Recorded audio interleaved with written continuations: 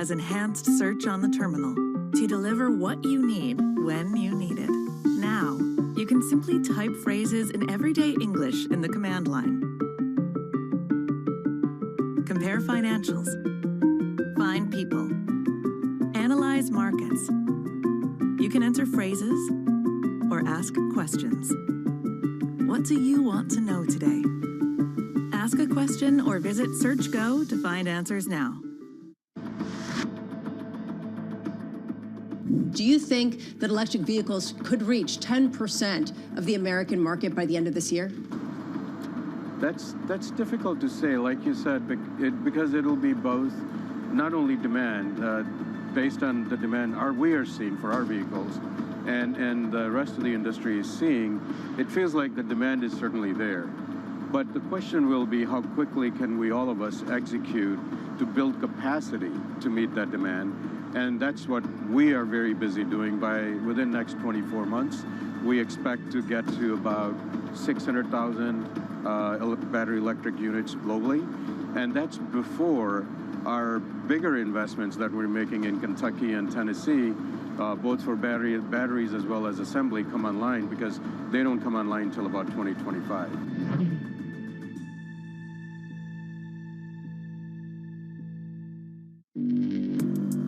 Access the financial world on demand. Hear from leading economists, policymakers, and industry experts via live and on-demand webinars, only from Bloomberg. Start exploring to see what's moving the markets. Visit Bloomberg.com/webinars.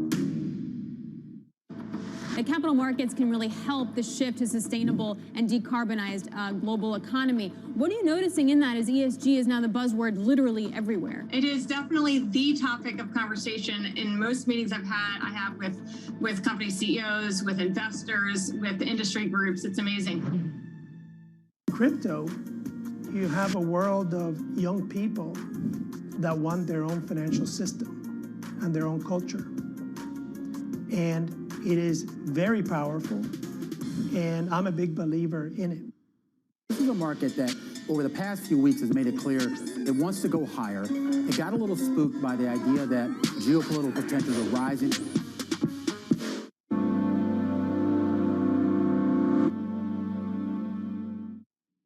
Earnings season is here. It has been brutal. A little bit of disappointment in some of the early reporting. Bloomberg is fastest with the numbers and analysis. This is a mighty crash. What to buy and what to run away from. Bloomberg, the fastest numbers and analysis you trust.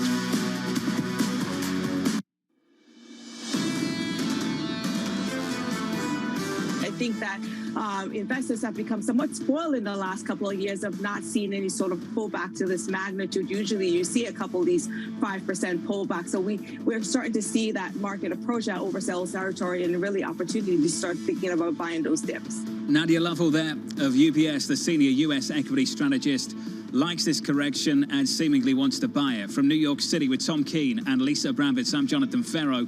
That correction continues. We're down 185 on the Nasdaq 100, down another 1.3%. Session lows. On the S&P, we're down 0.8%. The losses build in the last 30 minutes to 1 hour. Yields come in 3 basis points on 10s to 173. A break of that level, your curve is flatter. Crude rolling over now, down 0.9% to 84.37. A little bit later this week, you will hear from Apple. In the pre-market, Apple's shaping up as follows. On the year, we're down 8% or so on the year for Apple, down 8.54% on the session. We're down another 1.55 in the pre-market, a break of 160. For those of you that follow Apple, you know the following. There are 37 buys, 8 holds, and only 2 sells. One of those sells, Tom, a price target of 105. Pierre Ferragut joins us right now, Global Team Head of Technology Infrastructure at the New School Research. We're thrilled he could join us this morning. It is such a lonely call, Pierre. How does the worry of product and product count fold back to the financial statement that gets you to a sell?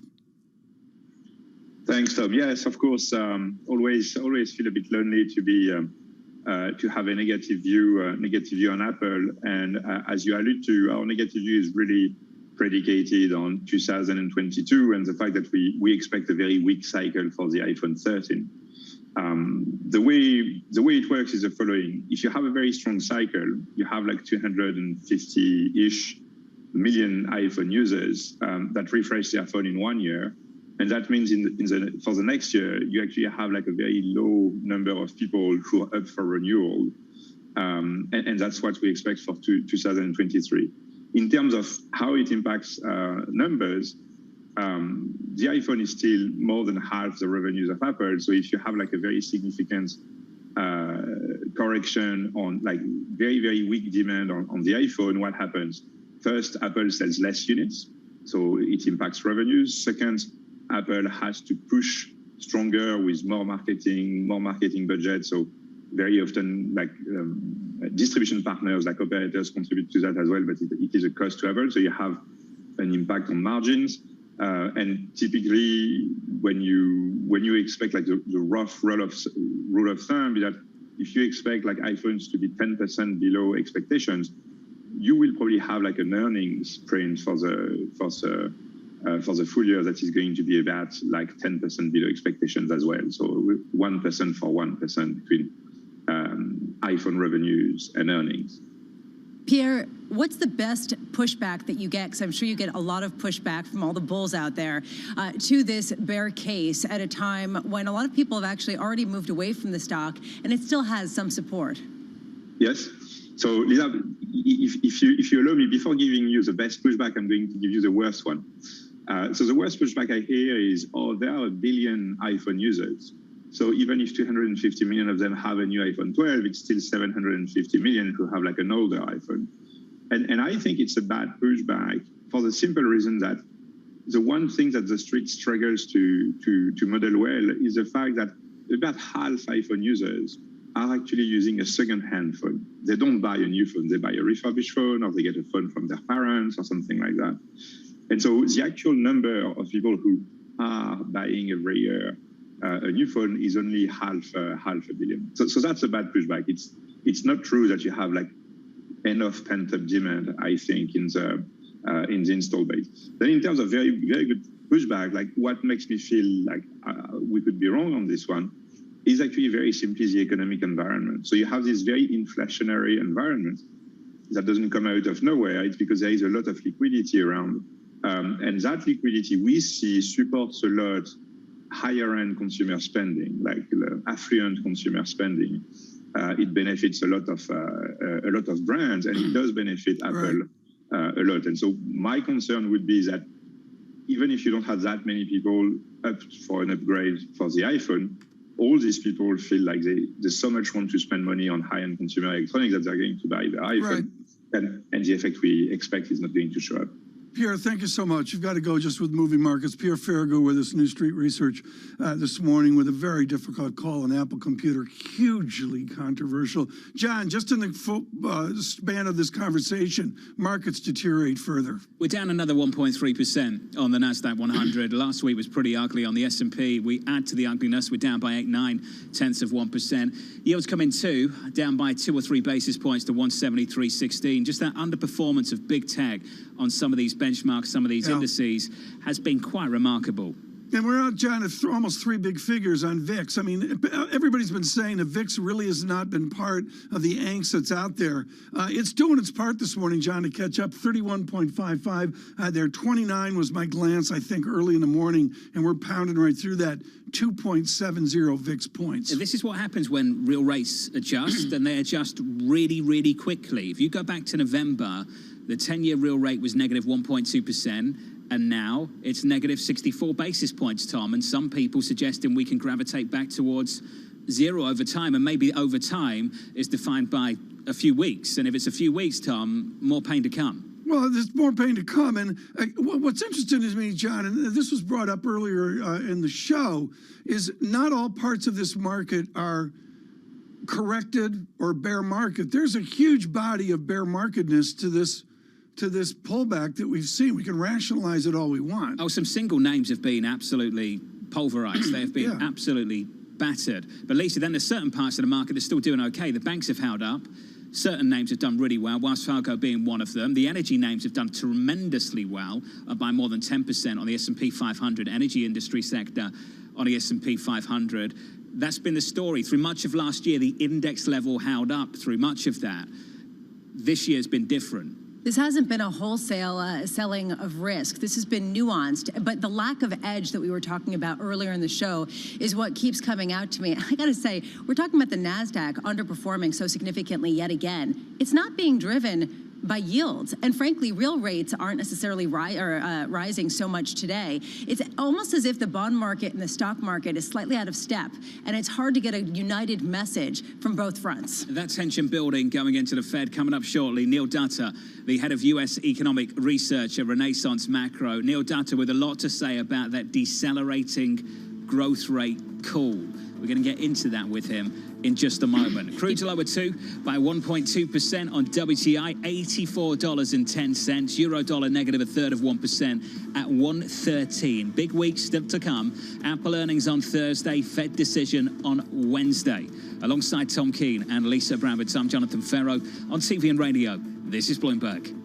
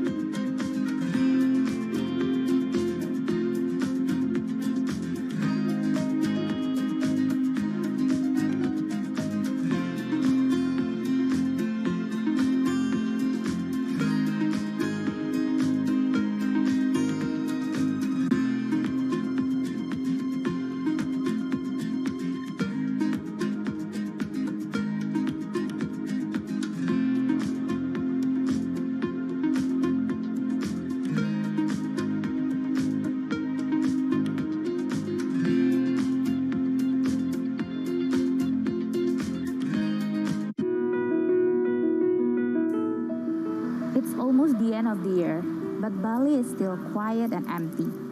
I am here in Kuta Legian, one of the main walking streets here that is used to be a tourist spot for beach, dining, shopping, but many shops here are still closed. Most of the outlets are either for rent or for sale as they have run out of business. Saya kerjanya di sini udah lama, udah ada 10 tahunan di sini kerja. Masih sepi sih, nggak kayak dulu. Kalau dulu kan rame, sekarang ya ada 1-2 itu ada, tapi nggak kayak dulu. Kalau dulu rame sekali, sekarang paling dapat jualan ya 100, 120 gitu, 200 ya. Kalau dulu sih ya nyampe dah 1 juta, 1,5 tuh nyampe dapat jualan, bisa sampai 2 juta dulu.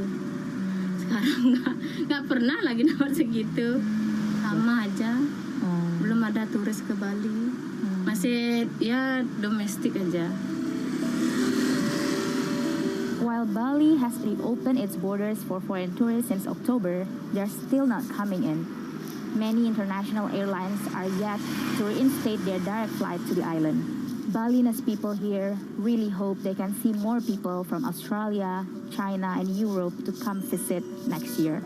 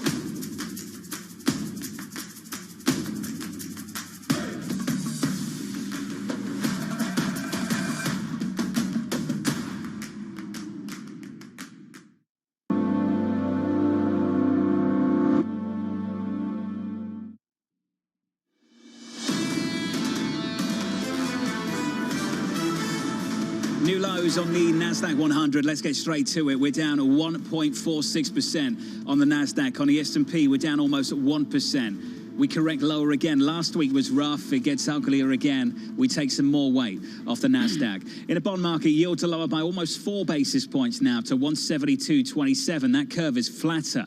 The commodity market comes in too. Crude is lower, down by 1.2%, $84.13. This quote from Morgan Stanley's Mike Wilson over the weekend into a new trading week. The end of secular stagnation and financial repression has arrived, but it won't be a smooth ride. The team at Morgan Stanley go on to say, Tom, in the near term, hunker down for a few more months of winter as slowing growth overtakes the Fed as the primary concern.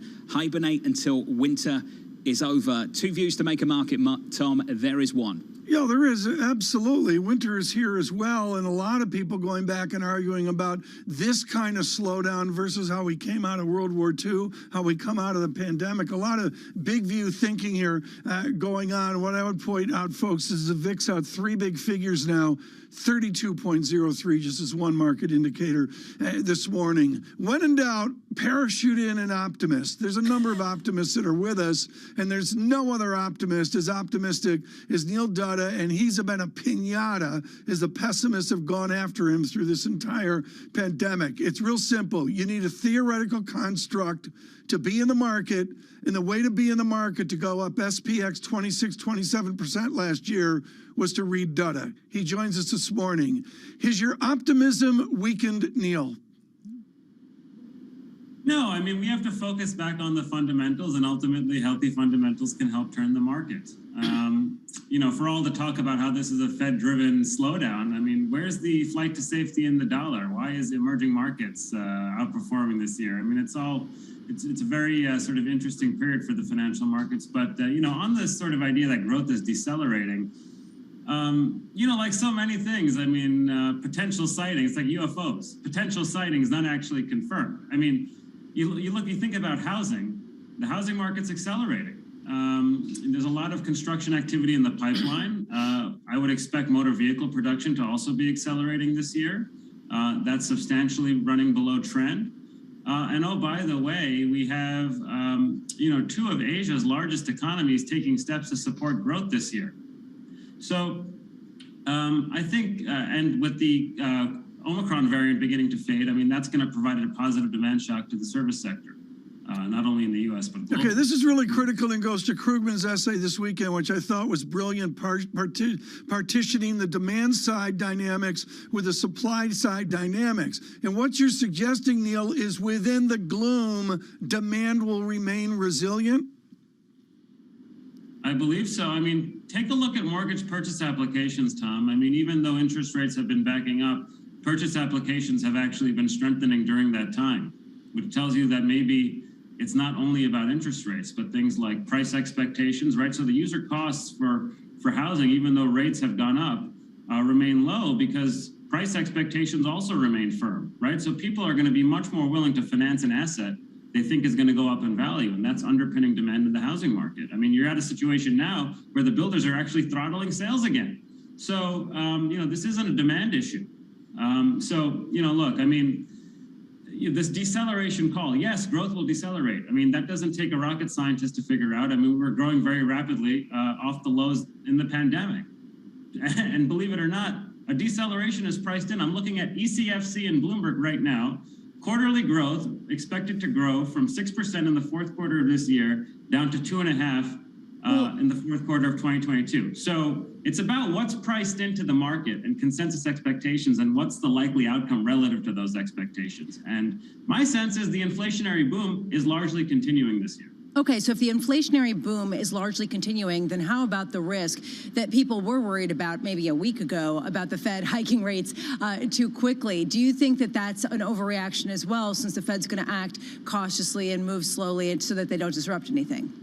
Well, I think the market is right to price in hikes this year, but I mean, I think we're getting a little bit over our skis. I mean, it looks like the Eurodollar futures market's basically priced for a coin flip for a 50 basis point move in March.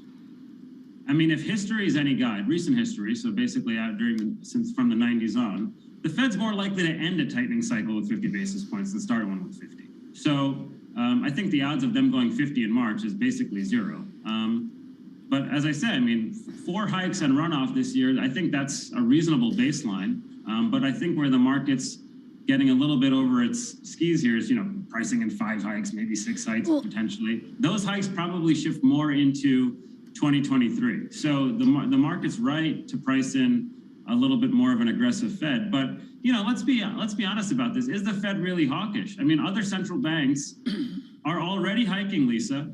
And maybe that's one of the reasons why, even though the kitchen sink has been thrown at the foreign exchange market, the dollar has actually been flattening out over the last 3 months. There are 2 concerns here right now, right? There's the inflation side, which you actually endorse. You think that inflation is going to be stickier this year throughout the year. And how much does that crimp consumer demand, which you think it won't necessarily do? And then there's the idea of the Fed responding to this, which will at least shake risk markets, which possibly is the reason why you've seen such a huge drawdown, particularly in the Nasdaq. On the first point, how much can you dismiss some of the retail sales data that we got out, some of the peripheral sentiment data that suggests that consumers really are paring back on what they're buying because their purchasing power has gone down so much?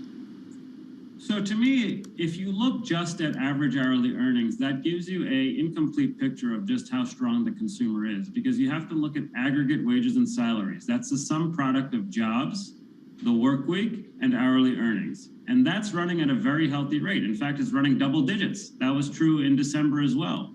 It's running well above the pace of inflation. So the aggregate sort of real income pie is growing.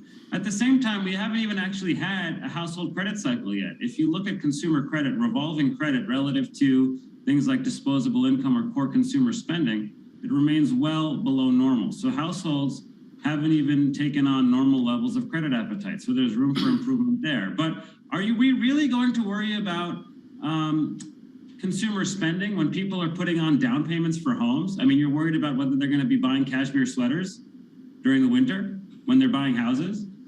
So I think, right. And that's durable goods. Those are durable goods, right? So, and that obviously has tentacles into other areas of consumer spending. Neil, you delay the Fed rate moves into 2023. Doug Cash just published that he's buying at the sound of cannons. This off of Nathan Mayer Rothschild from years and years ago. You step up to the sound of cannons and start buying into the market. The underpinning of that is framing the Fed call.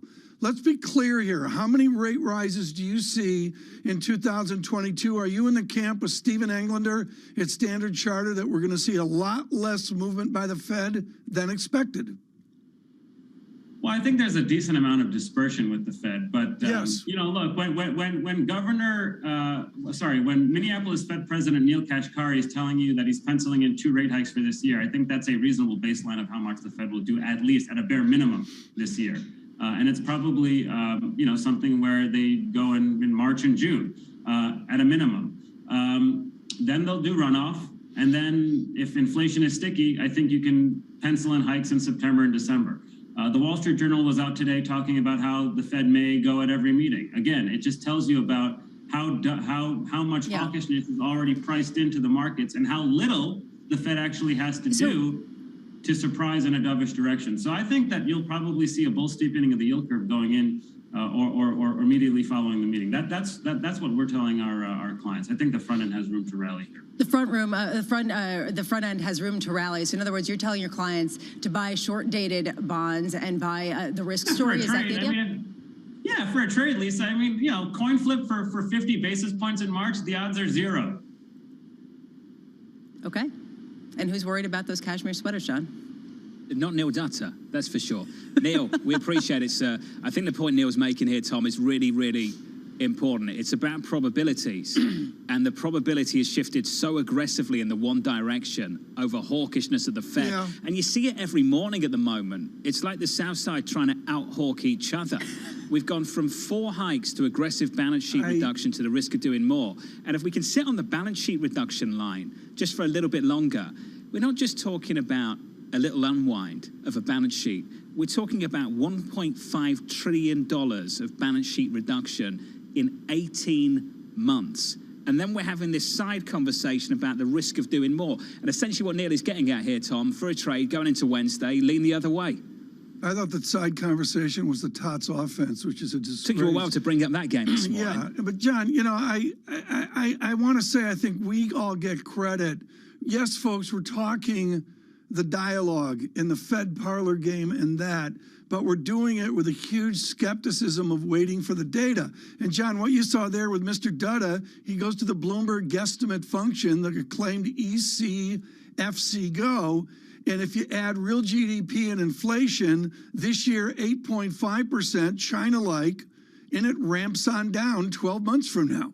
These bond market calls, Tom, associated with that, and I keep going back to the balance sheet. I've spoken to some heavyweights in fixed income recently, the likes of Bob Miller at BlackRock, and they keep going back to the balance sheet. Every single question you ask, Tom, about markets, they keep returning to the balance sheet. We have no idea how big this is going to be, and in fact, how big it's going to be and the effect it will have. If it is $1.5 trillion of 18 months together with rate hikes, Tom, I mean, this is the point that Neil Dutta of Renaissance Macro is making. The more you price in for the Fed, there is always the risk they do less. That's always been true of history, Tom, over the last 10 years. The more you price in, the less likely it is that they actually do it because financial conditions tighten too much. What you have to work out is whether this time is different or not because of the inflation dynamic. Well, I'm going to read Ira Jersey on that. I mean, to your point, John, I'm going to listen to fixed income and balance sheet short-term paper experts as well. I think Ira Jersey's fairly optimistic they can unwind this original experiment. We'll see. And that word you use, Tom, is so important. Experiment. Because that's what it's been. Tom Keene, Lisa Bramberton, Jonathan Ferro. I'm sitting too close to Bramo this morning. I think they've definitely sat us close to Tom. That's what's happened. Yeah, well, because you're gloomy. Nasdaq futures down 1.69%. I've got Tang. I'll get fresh Tang. Down 1.2. Are you trying to entice me into the room, Tom? Yes. I mean, with vintage Tang. They're getting me fresh Tang. It's coming Amazon. On radio and TV, this is Bloomberg.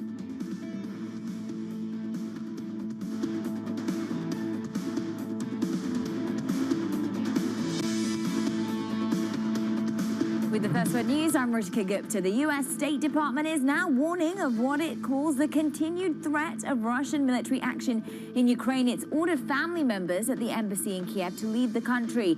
An advisory says that security conditions are unpredictable and can get worse with little notice. Meanwhile, the New York Times says President Biden is considering deploying forces to Eastern Europe and the Baltics. President Biden's chief medical advisor says the U.S. Omicron outbreak is headed in the right direction. Anthony Fauci told ABC News that the surge has pushed COVID infections and hospitalizations to records will peak soon. But he says that decline will not be uniform throughout the country. In China, the city of Xi'an has lifted a month-long lockdown after a coronavirus outbreak was stamped out. Shops, supermarkets and restaurants in the city of 13 million can resume business. Still, there will be capacity limits and family dinners will be capped at 10 people.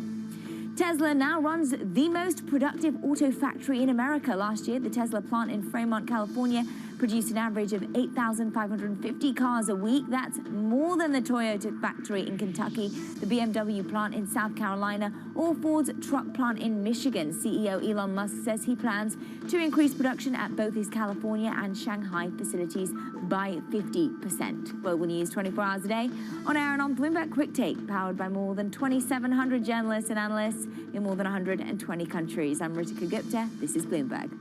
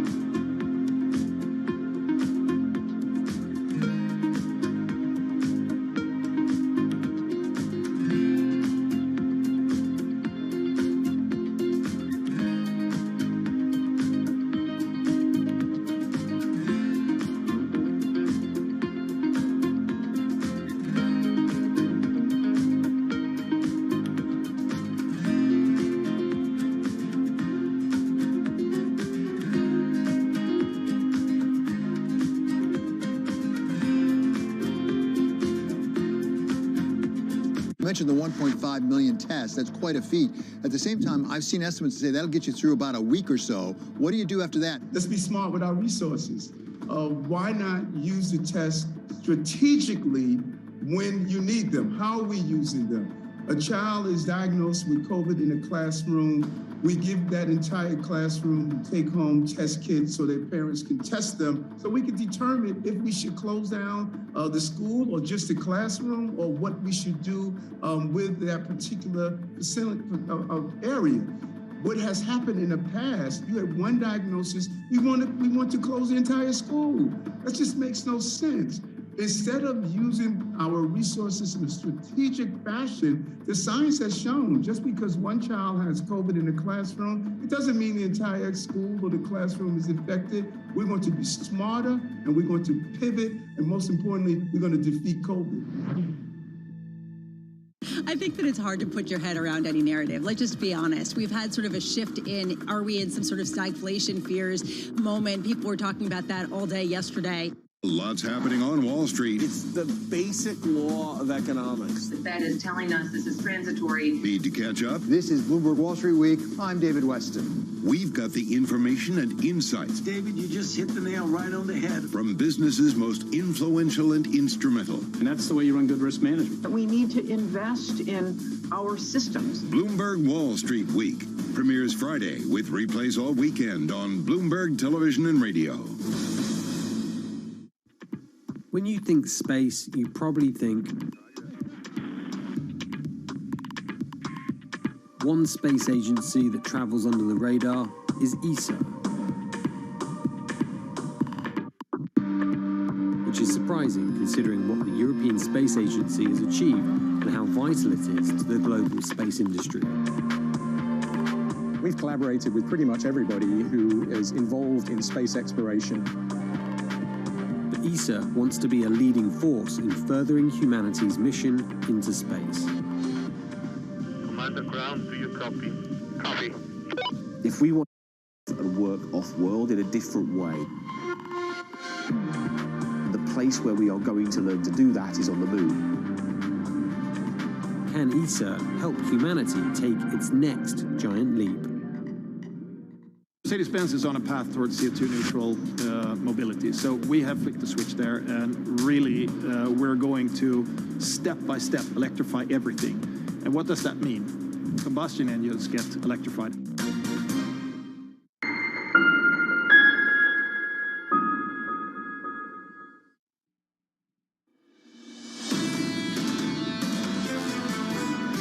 For the next step with the membership action plan. It's been many, many years since 2008. I believe there is assessment, this fair assessment is needed right now. So we would tell Putin that you do whatever you want. We have our own agenda, and Ukraine is going as independent nations whenever they like. EU, NATO, you name it. Amid the international relations of a fractious Europe, another voice, Ukraine's ambassador to the United Kingdom, Vadim Pestayko, there with many voices we've heard here this morning as well, including from Prime Minister Johnson, among others. Lisa Bramlett and Tom Keene on radio and television. And without question, this is our conversation of the day on what we see, what we observe, what we try to figure out forward in Ukraine. Chancellor Merkel is retired. So you were to say, who has the most expertise among Western diplomats on the fractious nature of Eastern Europe down to Ukraine and all of the balance of NATO? And many would suggest that the assistance of Mr. Macron of France is Philippe Etienne. He's French ambassador to the United States, but far more tours of duty in Belgrade, in Bucharest, and of course with his knowledge of Eastern European languages of Romanian and Serbo-Croat as well. Ambassador, honored to have you with us this morning. What does the reporting, what does the zeitgeist right now in the West get wrong on Ukraine? Well, for the moment, first, thank you for having me. For the moment, of course, we face a very serious crisis. Everybody is very much worried here about the risks of this major crisis in the heart of Europe. And we must combine firmness and obviously keep the channels opened.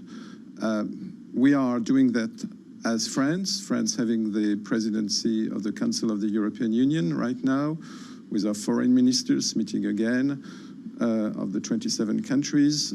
We are indeed very, very keen to keep a very close consultation with the United States and between all the formats engaged, OSCE, but also EU, as I said, and NATO and the United States, and also to continue our work together with Germany in the so-called Normandy format, to work with Ukraine and with Russia to continue our work to find a solution to the crisis in eastern Ukraine. You were experienced at moving French citizens out of a crisis in Georgia. Georgia, of course, part of the Soviet Union. You've had a tangible hand-on experience. What should be the presentation to Mr. Putin to have him find a stability instead of an invasion of Ukraine? What is the distinction that you believe will change Mr. Putin's tone and rhetoric and action? First, we must deter him from any aggression by clearly indicating that any aggression would have as a consequence very, very serious consequences. And then, as I said, we must also, as the US, as the Europeans are doing, keep the channel opened to discuss how we have the possibility, using instruments of diplomacy, to solve this crisis also in view of a longer-term basis, which is to rebuild the instruments of European security. So many treaties have been abandoned in the recent years. We have this to rebuild now. How much daylight is there between the French approach to dealing with diplomacy and the U.S. approach right now? As I said, the French approach is not to deal with diplomacy only. It's also a clear indication on the European side that we will take the measures to face and to answer any aggression. So it's this dual approach where I do not see differences between the Europeans and the Americans. Ambassador, going forward, there is also a lot of tension, though, in the European Union because of the bifurcated economic recoveries after the pandemic. How much has this been a discussion as France has enjoyed a faster recovery than many other European regions? France indeed has regained its position, the position of its economy it had before the pandemics. Our economic and finance minister had just forecast a 4% growth next year. And as an economist, the economist Paul Krugman wrote in a recent column, the labor market has not been disrupted because we have taken measures, by the way, not only in France, I think, but in Europe, but in particular in France, as we have seen last Monday, a week ago. Our economy remains very attractive. 21 important investors, including 11 American companies, have committed to invest 4.5 billion in the French economy and to create 10,000 jobs, which means that the attractiveness of our economy is indeed quite strong. What does the French image in Europe mean in terms of military hardware sales to Ukraine? Germany seems so reticent, and not on a simplistic nature, but with Airbus expertise and with jet engineering expertise that everyone understands is world-class. We'll avoid submarines with Ukraine, with great respect, Ambassador. But tell me what France can signal by selling French engineering to the people of Ukraine. Well, it's not new that we have our strong economic relationship with Ukraine. So we intend to continue to support Ukraine as we have been doing until now, of course. I have to ask you one question on COVID. There's been such an uproar within the United Kingdom and America over Omicron and all. Lisa Abramowitz wants an update on Paris in April. In terms of Omicron, how are you doing? The Omicron variant had, like in the US, a very strong surge recently, and we hope it is now having its peak. Of course, the consequences in terms of health intensive care units was the consequences were not that serious as before, because people are vaccinated a lot, and the new vaccination pass is coming into force today.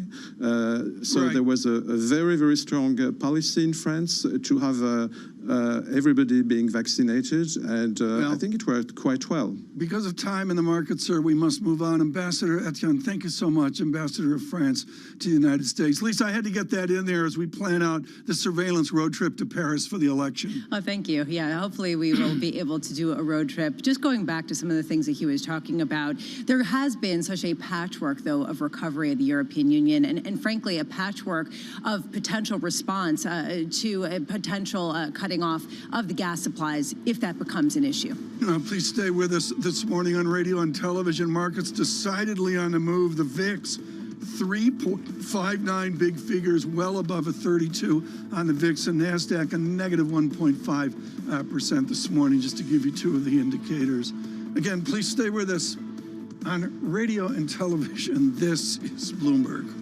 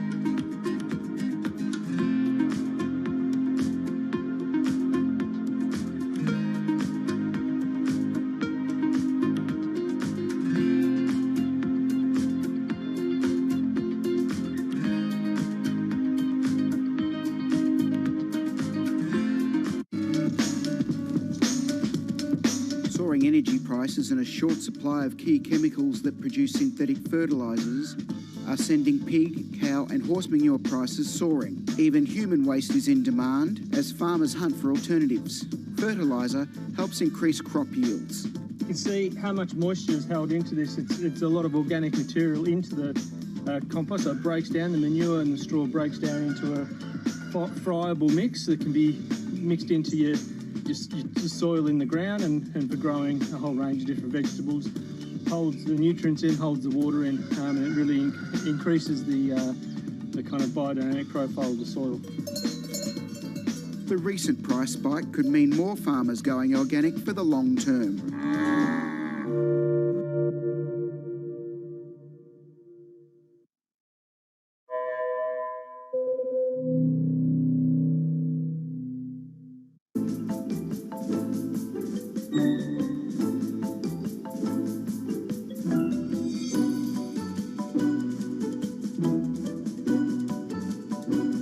Effort to have more African Americans and more women on boards, but do you think that will last? I believe that we are seeing a real paradigm shift where we understand that diversity in the boardroom is more than one. BSO Now is your online home for weekly Boston Symphony Orchestra and Boston Pops performances. See new concerts that go behind the scenes, plus acclaimed archival concerts. Visit bso.org/now, where the music plays on. BSO season sponsor, Bank of America. As a company grows, there are more challenges. What do you worry about the most?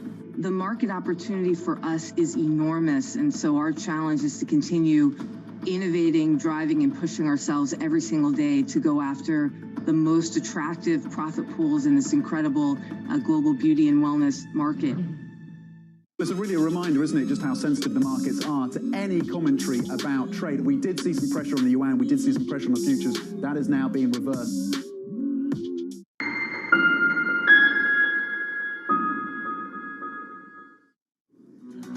Another ugly open on the cards here from New York City this morning. Good morning, good morning. Your equity market is lower, much lower. On the S&P, down by more than 1%. The countdown to the open starts right now. Everything you need to get set for the start of U.S. trading. This is Bloomberg, The Open, with Jonathan Farrow.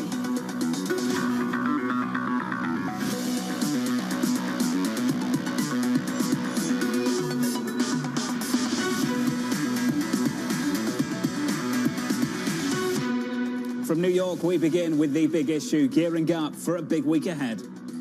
This week is jam-packed. Fed meeting, Chair Powell, Q4 earnings reports. And of course on geopolitics. So many kind of conflicting events taking place. Fed is going to have to move. We have 7% inflation. They've got to hike interest rates. So many people have been hooked in this era, hooked to this drug of cheap money. The pendulum swung too far, if you will. Also think about softer earnings. It's going to be the employment cost that really people are going to be watching. There are bigger picture issues here. What everyone's going to be looking at. It's very difficult for all of us to determine what's next. With futures lower, much lower, joining us now to discuss is BlackRock's Tony DeSpirito, Jay Jacobs of Global X, and Joanne Feeney of Advisors Capital Management. Joanne, let's just start right here. What are you looking for out of this week? Well, there's certainly a lot on the table this week, and I think the market behavior and all of these risks that they're facing really is testing the mettle of the long-term investor. Obviously, with the Fed, coming out this week with new information, a lot of expectation that they're going to be signaling a bit more aggression to get inflation under control. Do also, though, expect them to cite the continuing economic recovery. Yes, clearly, growth is slowing down. But growth isn't going away, and we have to remember what got us here. And what got us here was really strong consumer demand coming out of the pandemic, driving up inflation amidst short supply. And we're seeing both of those things change a bit. Supply is coming back, probably slowly. Raising interest rates probably crimps demand a little bit. And so there's some reason to believe that the time right now is to focus on the growth potential at the fundamental level in earnings and sales. And those still look pretty solid. 28 minutes out, this equity market is down and down hard. We're down by about 1.5, 1.6% on the S&P. On the Nasdaq, we're down by almost 2 full percentage points. Tony, as you see things right now, what is the biggest risk at the moment? Is it inflation, the story of last year, of much of the last 12 months, or is it the policy response to it? Well, I do think the underlying economy is strong. You have to look at the consumer, both in terms of the income statement. Job growth is up, wages are up. Also, the balance sheet. Right now, things look very different for the consumer than they did coming out of the global financial crisis, and that's really important. And then when you think about corporate spending on capital investment and whatnot, that's also going to be strong, right? Wages are up, and so what do you do when wages are up? You spend on capital to save money on labor, to reduce your labor costs. And so I think the economy is going to continue to be strong. The question mark is rates, and rates need to come up. The Fed is behind the curve. We have 3.9% unemployment. Wages are growing 4.7%, and yet interest rates are still, short-term interest rates are pegged at zero, and the Fed is still buying bonds in QE as we speak. So that needs to come to an end. That will cap the upside of the market, but that doesn't mean it's going to be a weak year. And Jay, I think that point that Tony raises is so important. QE isn't over. It's still going. It still continues. The Fed hasn't fired a bullet yet. This is just talk. Talk about 4 hikes. Talk about QT. Just talk. The risk of them doing more. Just talk. And still, Jay, this market's correcting and correcting hard. What's your reaction to that? Well, I think it's possible that the market could be selling off too quickly at this point. There's still a lot of unknown risks out there. There's still geopolitical risks now in Eastern Europe, but also if there's any confrontations or economic challenges outside of Asia with the Omicron variant continuing to cause some localized shutdowns. So it is possible that we don't see as aggressive actions as the Fed throughout the year if these risks continue to materialize. And if that's the case, that could be a bullish indicator for the markets again. It's moved so quickly just in terms of Fed expectations. Piece after piece, research after research that drops into my inbox. It reads the same thing. Whether it's Citi, Goldman, or Deutsche Bank, it's all about the risk of doing more. This from Deutsche Bank. Our baseline expectation is March liftoff, 4 hikes in total this year, QT to begin in early Q3. We also see meaningful risk the Fed will have to undertake a more aggressive policy tightening this year to combat inflation pressures. Mike McKee, you're going to be covering the story this Wednesday. Have you been surprised how quickly economists have factored in much, much tighter monetary policy? Well, they've sort of been following inflation higher, and they're hitting an air pocket where they don't know exactly what's going to happen with the Fed. Take a look at the weekly calendar ahead. It is very busy, a lot of economic data coming out, but I'd point you to just two things. Obviously, the Fed meeting on Wednesday, but look at Friday. The employment cost index and the PCE inflation numbers. Remember, Jay Powell said it was the ECI that turned the Fed hawkish when it came out back in December. So we'll see what the latest numbers are and how much that affects people's views of what the Fed is going to do. You can see here how the numbers have been, the ECI wages have been following inflation higher on the PCI side. If that keeps up, the Fed's got a real problem, and maybe some of those hawkish predictions come true. The other aspect of it is, what does the Fed say about the balance sheet, and what do they say about guidance going forward? Interest rates, obviously, they're going to set up for a March hike, but the balance sheet they'll probably talk about discussing, but no deciding yet. That'll be something we'll watch for in the minutes. And then guidance, this whole question of 25 or 50, they'll probably punt on that and say we want to see more data. And the same thing with 3 or 4 rate moves. But then Friday comes and we get more data. We get more data, and we need more data. Mike McKee, thank you. I mentioned Citi, Deutsche Bank, and Goldman all raising the bar. Goldman's Jan Hatzius doing the same thing over the weekend. He wrote the following: we see a risk that the FOMC will want to take some tightening action at every meeting until that picture changes. This raises the possibility, I stress possibility, of a hike or an earlier balance sheet announcement in May, and of more than 4 hikes this year. Joanne Feeney, I want to come to you on this. Historically, and I stress recent history, the more we price in, the less the Fed actually delivers because of tighter financial conditions. Is it different this time for you, Joanne? Well, we haven't seen this kind of inflation and wage pressures in a long time. So that does change the calculus a little bit. You know, as an economist, I can tell you that it's going to take a long time for us to see the results of any Fed rate increases in the inflation numbers. And so while the Fed is data-driven, I think they are going to have to be fairly aggressive here. But let's think about where this leaves us a year from now, which, you know, really ought to be in the calculus of the long-term investor. You know, clients are worried clearly about the sell-off, and they talk to us about it. And, you know, we're seeing a lot of situations here where the anticipation of the rate hikes, right, obviously causing a pullback in the markets and multiples declining, does give a lot of opportunity for the long-term investor.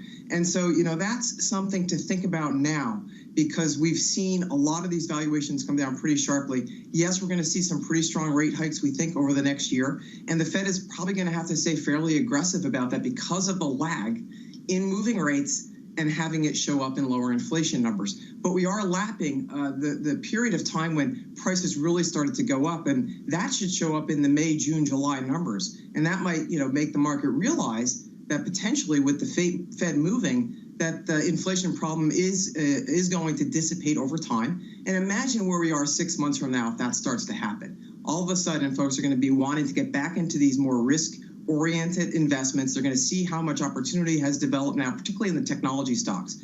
And so we could be in a very different situation in 6 months. And I just think investors have to be careful right now not to panic and lose the opportunity that the market might be presenting us right here, right now. The calendar might be on their side. I'm with you. The base effects could drift the other way. I'm not totally convinced the Federal Reserve has given up on the essence of transitory, even if it's given up on the word, and we can hear more about that this coming Wednesday. But this market's corrected and correcting fast. The S&P's down another 1.7% this morning. The Nasdaq is now down more than 2%. Katie Lyons, last week, the worst week since March 2020, and it was a 4-day trading week. A 4-day trading week in which every single day the Nasdaq 100 went lower, John, ending the week 7.5% down. That, as you say, was the worst week going back to March of 2020. And we've seen this kind of pattern emerging where you try to see a rebound overnight or even early on in the U.S. trading day, and then we roll over. And that is exactly what happened in the futures session today, with Nasdaq 100 futures now down more than 2% after being positive earlier on before the European Open. Now, of course, going back, it's not just the broad benchmark that is in correction territory either. Obviously, it's been painful for the Nasdaq 100 as a whole, but maybe no surprise when you look beneath the surface of the S&P 500, you see some of those individual sectors in correction territory as well. Technology, for example, is down about 13% up from its 52-week high, and communication services, which houses Alphabet, Meta, Netflix, they're down about 16%, obviously dragged lower by the steep declines for Netflix after its disappointing earnings last week. And of course, John, we have more tech earnings on deck. Mega caps, Microsoft, Tesla, and Apple will be reporting throughout the course of this week. week, plus that Fed decision on Wednesday, all of which could be potential further catalysts for a badly, badly beaten technology sector, John. Kelly, thank you. Tony, I wanted to talk about the pace of this move, the fact that we had a 7.5% move lower on the Nasdaq 100 in just 4 trading days, the fact we're down another 2% this morning, the fact that Netflix was down almost 22% in a single session. Tony, what do you gauge from that?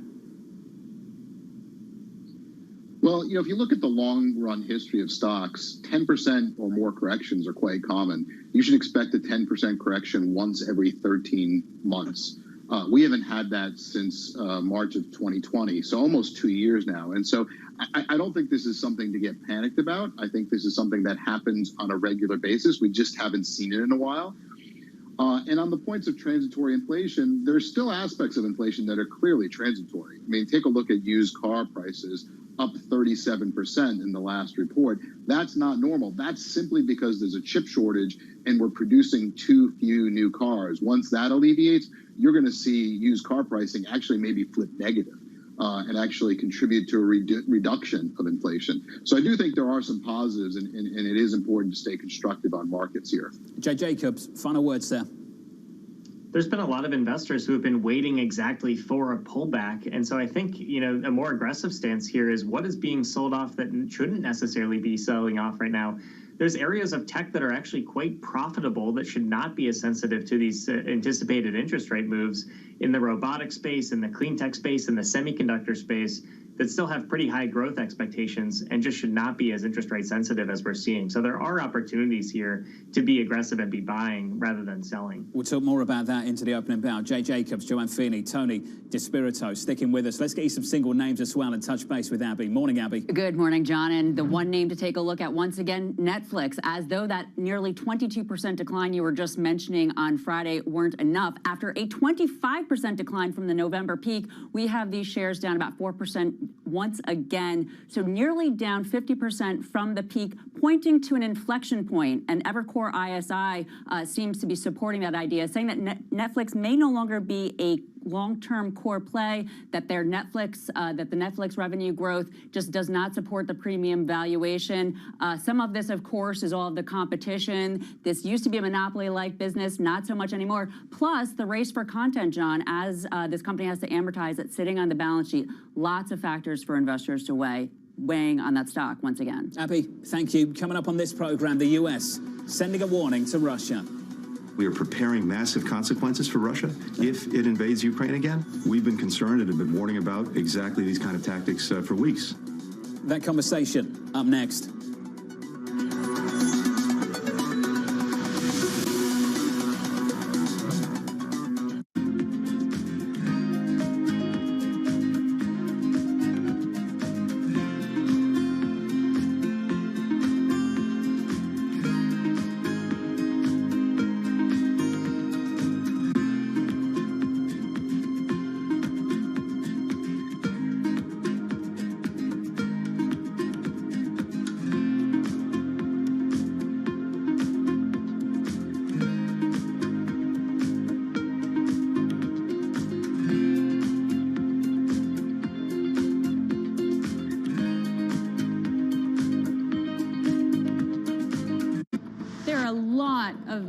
EVs coming to market.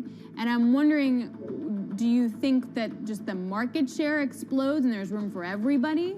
Or is there a specific market that you're going after right now? At Vingroup and VinFast is the same way. We're building premium quality products for mass market. And we do expect that there's an irreversible trend to move from internal combustion engine vehicles to electric vehicles. So yes, the market share would expand. How much money do you think you're going to have to sort of pump into everything right now? You also mentioned, this is an announcement from last year, that you're going to start a factory here in the U.S. Where are you in that? What kind of money are you looking to have to deploy? So far, VinFast has put in about $6 billion so far into VinFast. And we plan to have a few more $1 billion investment. This is a market that over the past few weeks has made it clear it wants to go higher. It got a little spooked by the idea that geopolitical tensions are rising. stocked early enough all these precious materials you were just mentioning, and we were on the lucky side that our prognosis was spot on in a way, forecasting what kind of material we would need and what quantity we would need.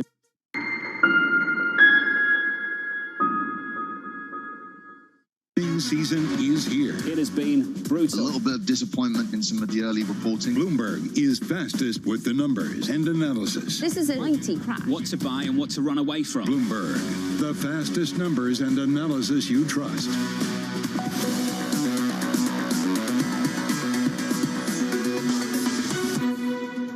Obviously, we don't believe what Russians and Putin is saying. He's been in Ukraine and was fighting with us for the last 7 years.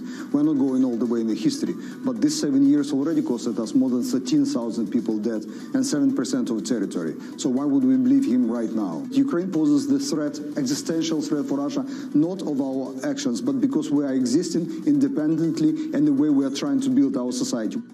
The White House ordering families of diplomats to leave Ukraine due to the threat of Russian military action. EU foreign ministers also recognizing the threat and condemning Russia. This isn't a time to increase military activity and tension in the context of what's happening with and in Ukraine at the moment. We're convinced that the real war is a likely possibility. Putin should know that the price to use provocations and use military forces to change border in Europe will be very, very high. They will be totally isolated, and they will have harsh reaction from all of us.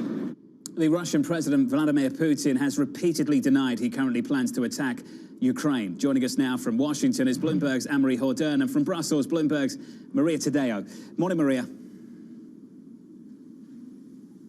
Yes, Jonathan, and there is a meeting that is now underway between European foreign ministers and, of course, also the U.S. Secretary of State, Antony Blinken. The idea here is how to coordinate sanctions, and this is really a moment of decision, particularly for the European Union and, in particular, Germany. You know very well that for years, Germany has been criticized for being ambiguous, for having this ambiguity when it comes to its commercial but also diplomatic relations with Russia. And at one point, Berlin is going to have to decide whether or not they want to send military equipment, whether or not they want to sanction big and go big against the Kremlin and Vladimir Putin. The flip side to this, of course, is that they still say that they believe there's a diplomatic way forward, but Putin will have to pull back those troops. The issue, as you know, is that over the past 48 hours, what we've seen is Russia deploying even more forces to the Ukrainian border. Anne-Marie, a ton of reporting over the weekend, stateside in Washington, D.C. on all of this. What's the latest? So overnight, what we learned is that the U.S., following up on our scoop last week, that they are telling members of diplomats at our embassy, the United States Embassy in Kyiv, that they should return home and that there's a voluntary option for those that work in that embassy. And then, Jonathan, shortly after that news came out from the State Department. We learned from the Biden administration in a New York Times report is that they are weighing potentially sending troops to Eastern Europe on that eastern flank. This would be right on President Putin's doorstep. We're talking about aircraft, warplanes, on top of that as well, 1,000 to 5,000 troops. This would be a major shift for the Biden administration. Now, while the president had alluded to this, if they're actually thinking about this, this would certainly be a shift and really would start to change potentially the analysis that we are seeing from President Putin and the Kremlin as they amass 100,000 troops on the Ukraine border, Jonathan. On top of that, planned war games in Belarus and off as well with the naval military off of the border of Ireland. Anne-Marie, thank you. Anne-Marie Hordern alongside Maria Tadeo. Team coverage, transatlantic. Back with us, Tony DeSpirito, Jay Jacobs, and Joanne Feeney. Joanne, as you know, a lot of people look at situations like this. They recognize how serious they are. They have no idea what it should mean, will mean for financial markets. How do you interpret a situation like this one? Well, Jonathan, yeah, obviously a lot of uncertainty. I think the biggest consequence for financial markets, if such an event does transpire, will be the sanctions, because that's not just going to hurt Russia, but it will potentially, constrain European growth. And so when you're thinking about maybe allocating assets, you might want to be a little bit wary of Europe. We think Asia and emerging markets are still good places to be. One way to have defensive positions in the portfolios is to own some of the defense companies, because not only would this signal, higher pressures on the military over just the short term, but also potentially the long term, if this is building up into a more significant Cold War or hot war. And so owning companies like, LMT or Kratos or Raytheon, I think are good ways to put a bit of insurance into portfolios. But, that's clearly part of the elevated risk that we're seeing in the markets, causing folks to get out of some of these risky assets. Obviously, we're going to have a lot more information about this over the next 6 months, which brings me back to my earlier point. Think about the underlying fundamentals as a long-term investor. We still have very strong consumer demand and household balance sheets here in this country. And we're likely, by the way, to see a shift over to services consumption now that COVID is once again fading. And that, by the way, also takes some pressure off of inflation. So clearly a lot to worry about. But again, longer term, we're seeing some really good opportunities here across the board, and some ways to put some insurance into portfolios for defense, in banks, for example, to protect against higher interest rates, and insurance companies, et cetera. John, as you mentioned first, Europe underperforming this morning, and that's clear for me, and my apologies for jumping in. When you look at the equity market stateside, down 1.8% on the Nasdaq. Look to France, look to Germany. In Germany, the DAX is down by more than 3%. Jay, would this situation shape where you would have that exposure, geographically speaking? Well, I think the natural reflex of these markets is going to be going further and further into energy. When you have Russia involved and it's supplying a significant amount of fuel to Europe, that it could shut off or limit at any time. That could be a significant disruption in the energy markets, which have already seen oil prices rise. We continue to see valuations in the space be much lower than they were, even 5-6 years ago. And so I think as we see this shift to cyclicals and we see more inflation, and now we see this heightened geopolitical risk, I think this is going to be probably one of the most bought sectors over the next several weeks as people prepare for this situation. Tony DeSpirito, final word here, sir. Final word.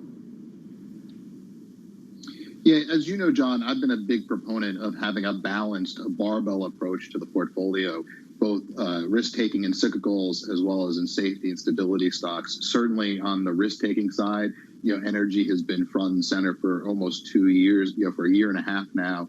And I couldn't agree more that this is, the developments in Russia, as unfortunate they are, they're positive for energy markets. On the flip side, in that stability bucket, I would certainly include defense stocks, and they've been an overlooked area over the last 2 years. But the world's getting more dangerous, not less dangerous, and so I do think they definitely belong in that barbell.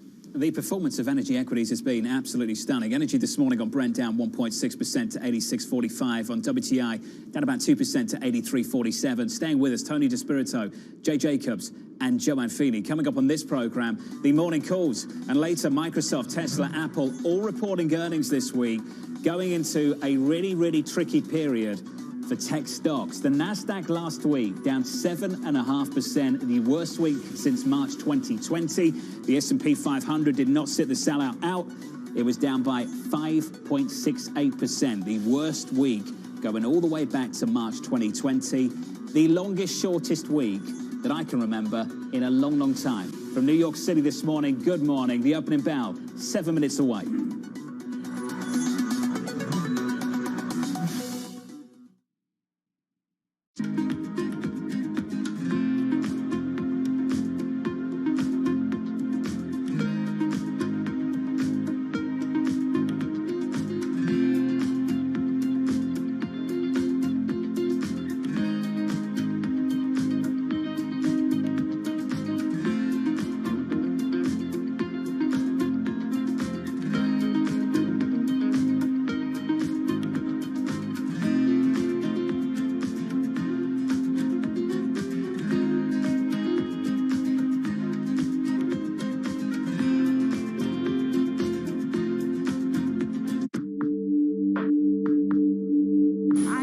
the Delhi airport, and behind me you can see SpiceJet 737 MAX aircraft.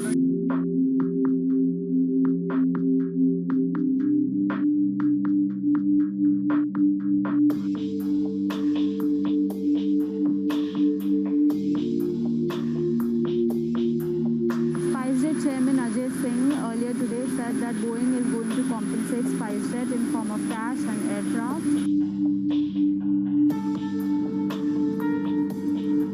There's a big celebration happening at the Gwalior airport. As you can see, they've literally rolled down the red carpet for SpiceJet chairman Ajay Singh. There are balloons, there are flowers. This is a big deal for SpiceJet because it is the only Indian operator of Boeing 737 MAX planes currently.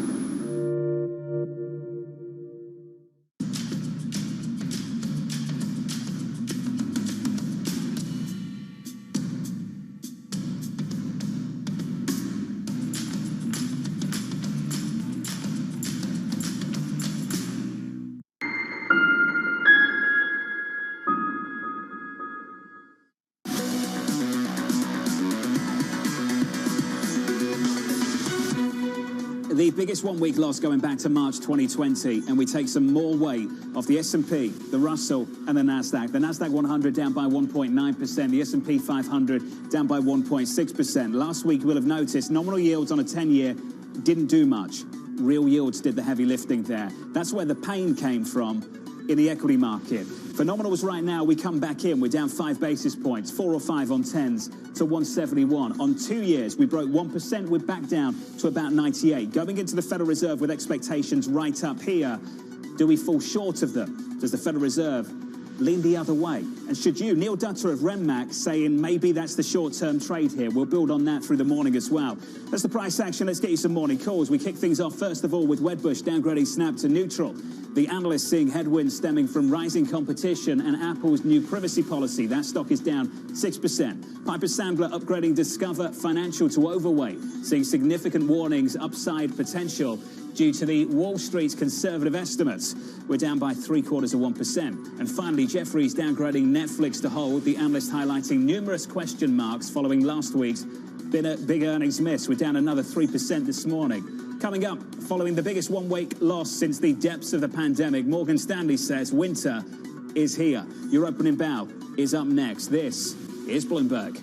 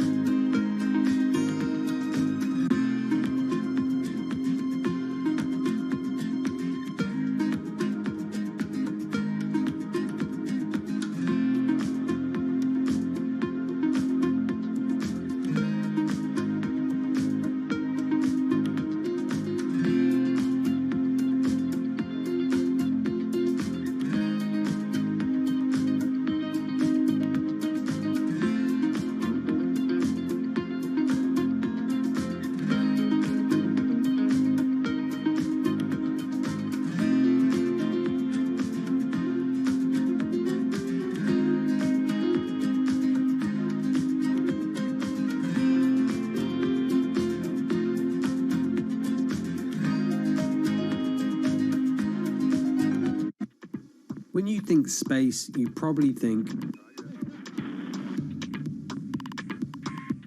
one space agency that travels under the radar is ESA, which is surprising considering what the European Space Agency has achieved and how vital it is to the global space industry. We've collaborated with pretty much everybody who is involved in space exploration. ESA wants to be a leading force in furthering humanity's mission into space. Commander Ground, do you copy? Copy. If we want to have successful human missions to Mars, we are going to have to learn to live and work off-world in a different way. And the place where we are going to learn to do that is on the moon. Can ESA help humanity take its next giant leap?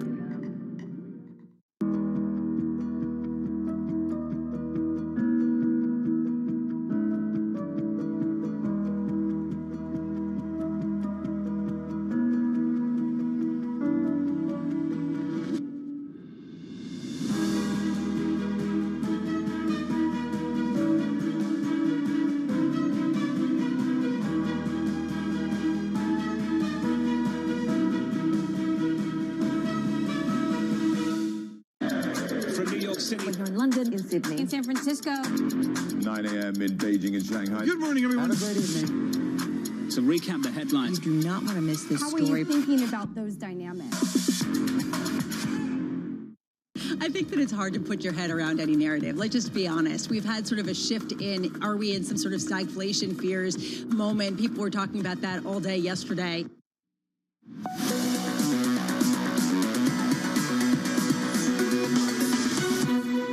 25 seconds away from the opening bell in New York City this morning. Good morning. A messy morning so far. Let's work through the price action. Down 1.5% on the S&P. The Nasdaq down aggressively last week in just 4 trading days, 7.5% lower, just like that. Again this morning, down about 240, negative 1.67%. The good news, off session lows. There's the opening bell. Switch up the board and get to the bond market. Here's the story this morning. A bid, a curve that is flatter. Not steeper. Yields aren't higher, they're lower. On a nominal yield anyway, we're down 5 basis points to 171. Crude to lumber 2, negative 2 percentage points to 83.45. And the dollar is stronger. Euro dollar 112.96, a break of 113, down 0.4%. Here's the open then, about 20 seconds in. We are negative 1.36% on the S&P 500. Every single industry group is in negative territory on my screen right now. The financials down by 1%, information technology down by almost 2%, off by 1.8%. Consumer discretionary, bottom of the pile here, down by a little more than 2%. That group is down 2.16% on my screen at the moment. Should you buy the dip? It's going to be a conversation you hear a lot on programs like this one through today. Nadia Lovell of UBS says maybe you should. The market is near oversold territory. So we are looking forward for this narrative to change and some stability in the market going forward. I think that investors have become somewhat spoiled in the last couple of years of not seeing any sort of pullback to this magnitude. Usually you see a couple of these 5% pullbacks. So we're starting to see that market approach that oversold territory and really opportunity to start thinking about buying those dips. So here's the pullback. Let's talk about it. Tony DeSpirito, Jay Jacobs, Joanne Feeney. Joanne, the difference between a market correction you want to buy and one you want to run away from. I ask that question a lot. How do you draw this distinction between the two?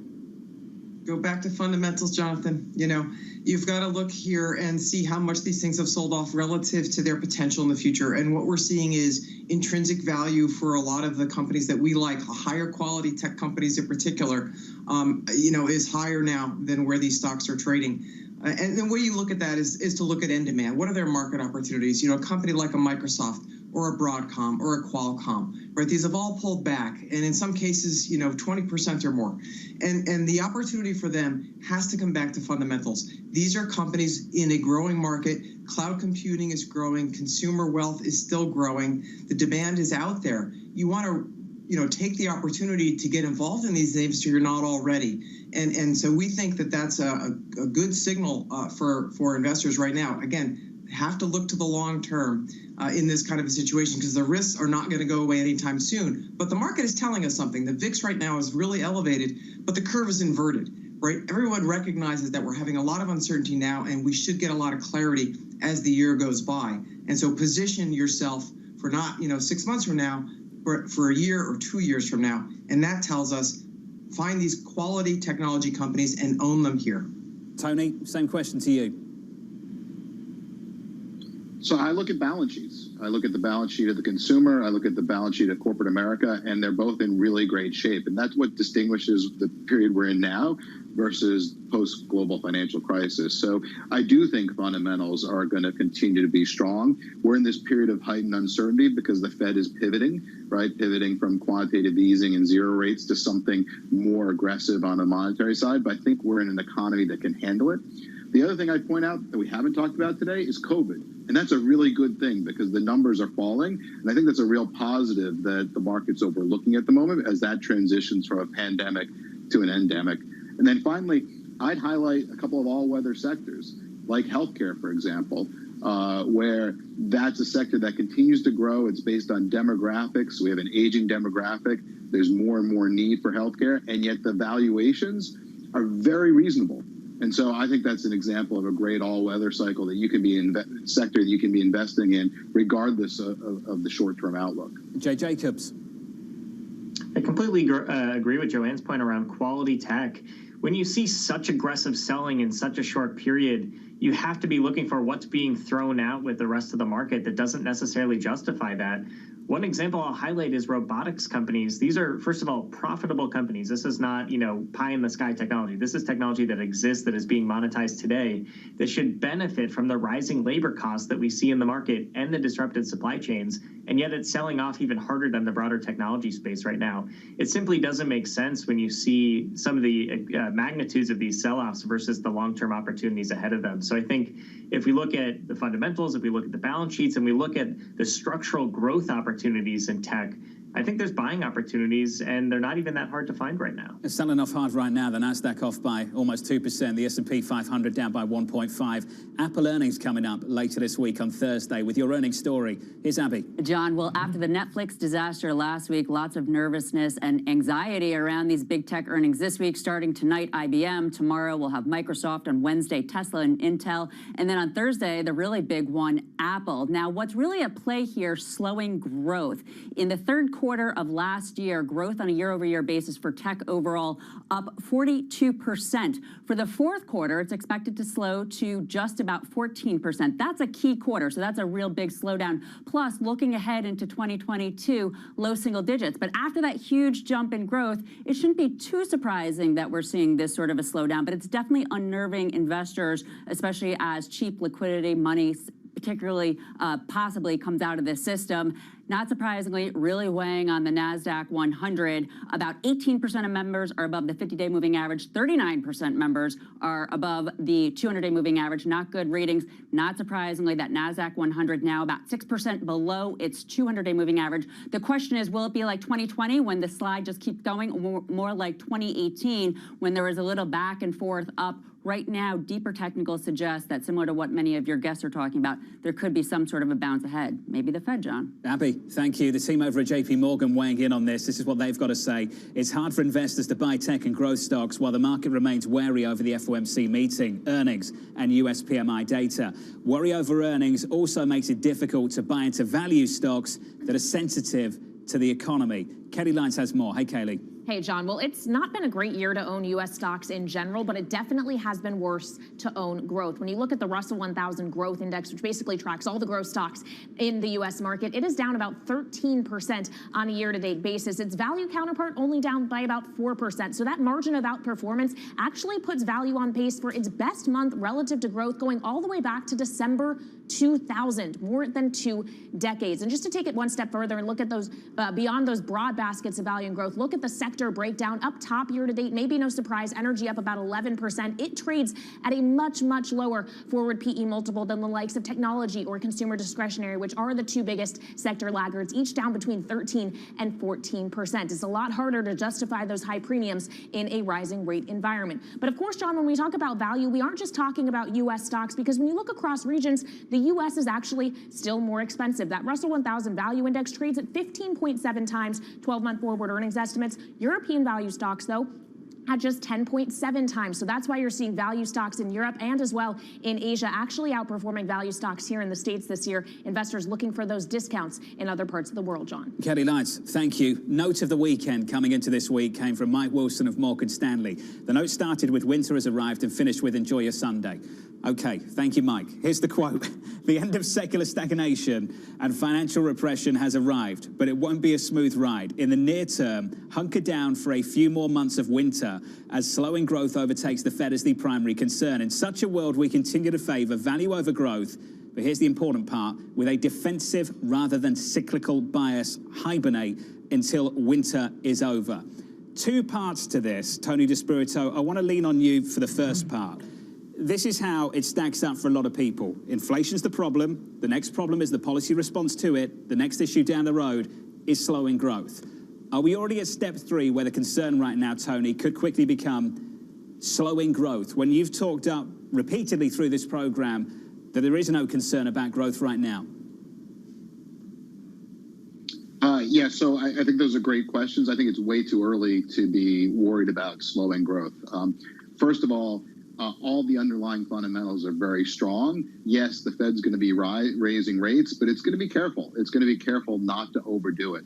And so I do agree with Mike's statement that value is likely to be favored in this kind of environment. Valuation spreads are very wide by historical standards. That's a good setup. That combined with rising rates, historically, value has done best in periods of rising inflation and rising rates. So the setup for value stocks is very nice. I think it's been very nice for about a year and a half, and we're really just starting to see it come through in stock prices. I think it's way too early to be worried about getting too defensive. So within value, Joanne Feeney, do you take the same line that Tony says? Lean towards value, but keep that cyclical bias, not the defensive bias that Morgan Stanley and Mike Wilson are thinking about.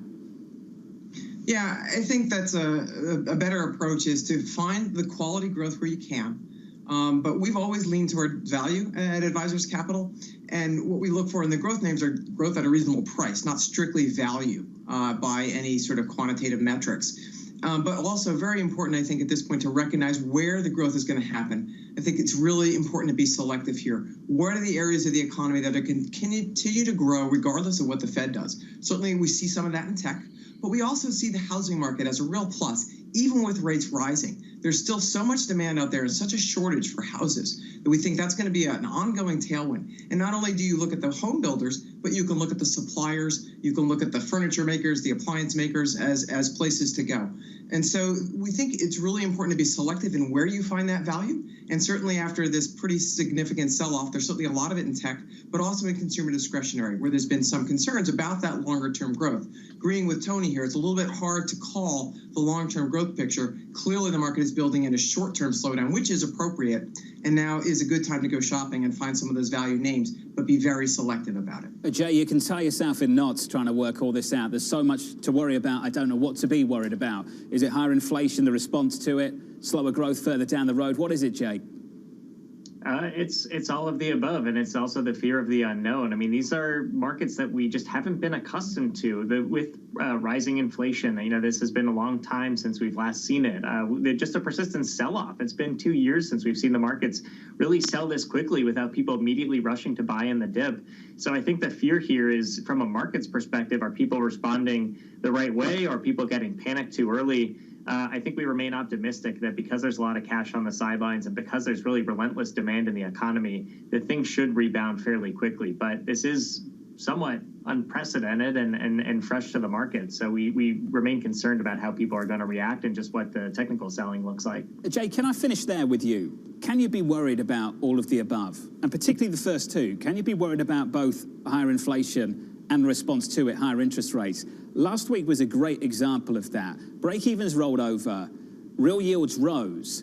Last year we were betting on inflation. It seems to me that it's changed. We're betting against it because we're betting for higher interest rates, higher real rates to be more specific. So Jay, I'm trying to work out, can I be worried? When I'm approaching these markets, is it intellectually consistent to be worried about higher inflation and the response to it? Absolutely, because these things take time to trickle through the markets. We're seeing the high inflation now. It's going to take a year for the Fed to probably get up to 1% in the federal funds rate.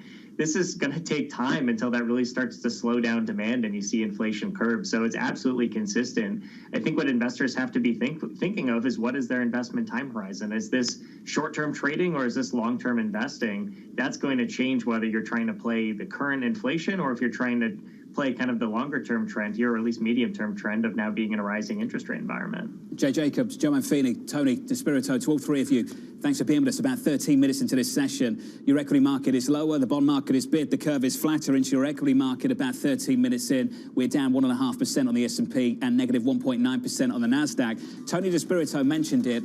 We've hardly talked about coronavirus, and let's hope that's going to be a theme for the year still to come. Coming up, New York City coronavirus cases starting to recede. We are not sure exactly what's next, what the virus will do. So many people got Omicron that there's a hope that whatever comes next will be better prepared for it. More on that next. This is Bloomberg.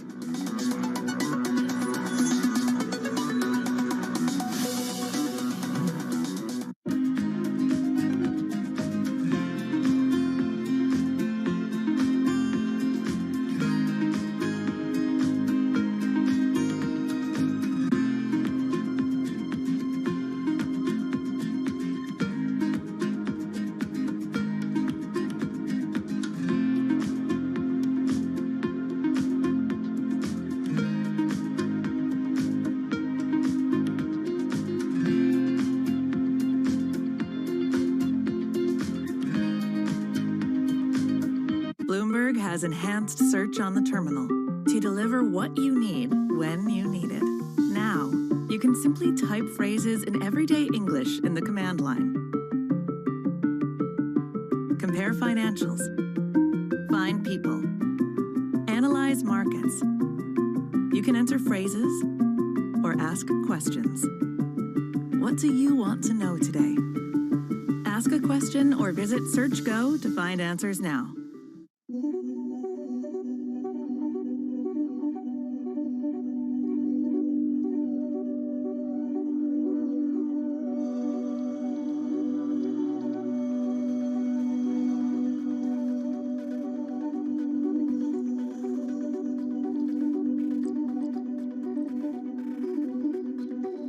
Nuestro estudio, nuestro experimento, no hemos pintado todos los edificios de blanco, sino estos más asequibles de pintar. Y ya hemos detectado reducciones medias en el área metropolitana de 0,8 grados aproximadamente en un periodo de ola de calor y con picos máximos de 4 grados de disminución en un momento puntual del día, en una zona puntual del día. Y como dices, en una ciudad como Barcelona funciona incluso mejor que las zonas verdes, según las modificaciones nos detectan incrementos, o sea, disminuciones de temperaturas mayores con tejados blancos que con incrementos de zonas verdes como tienen planteados el plan director urbanístico.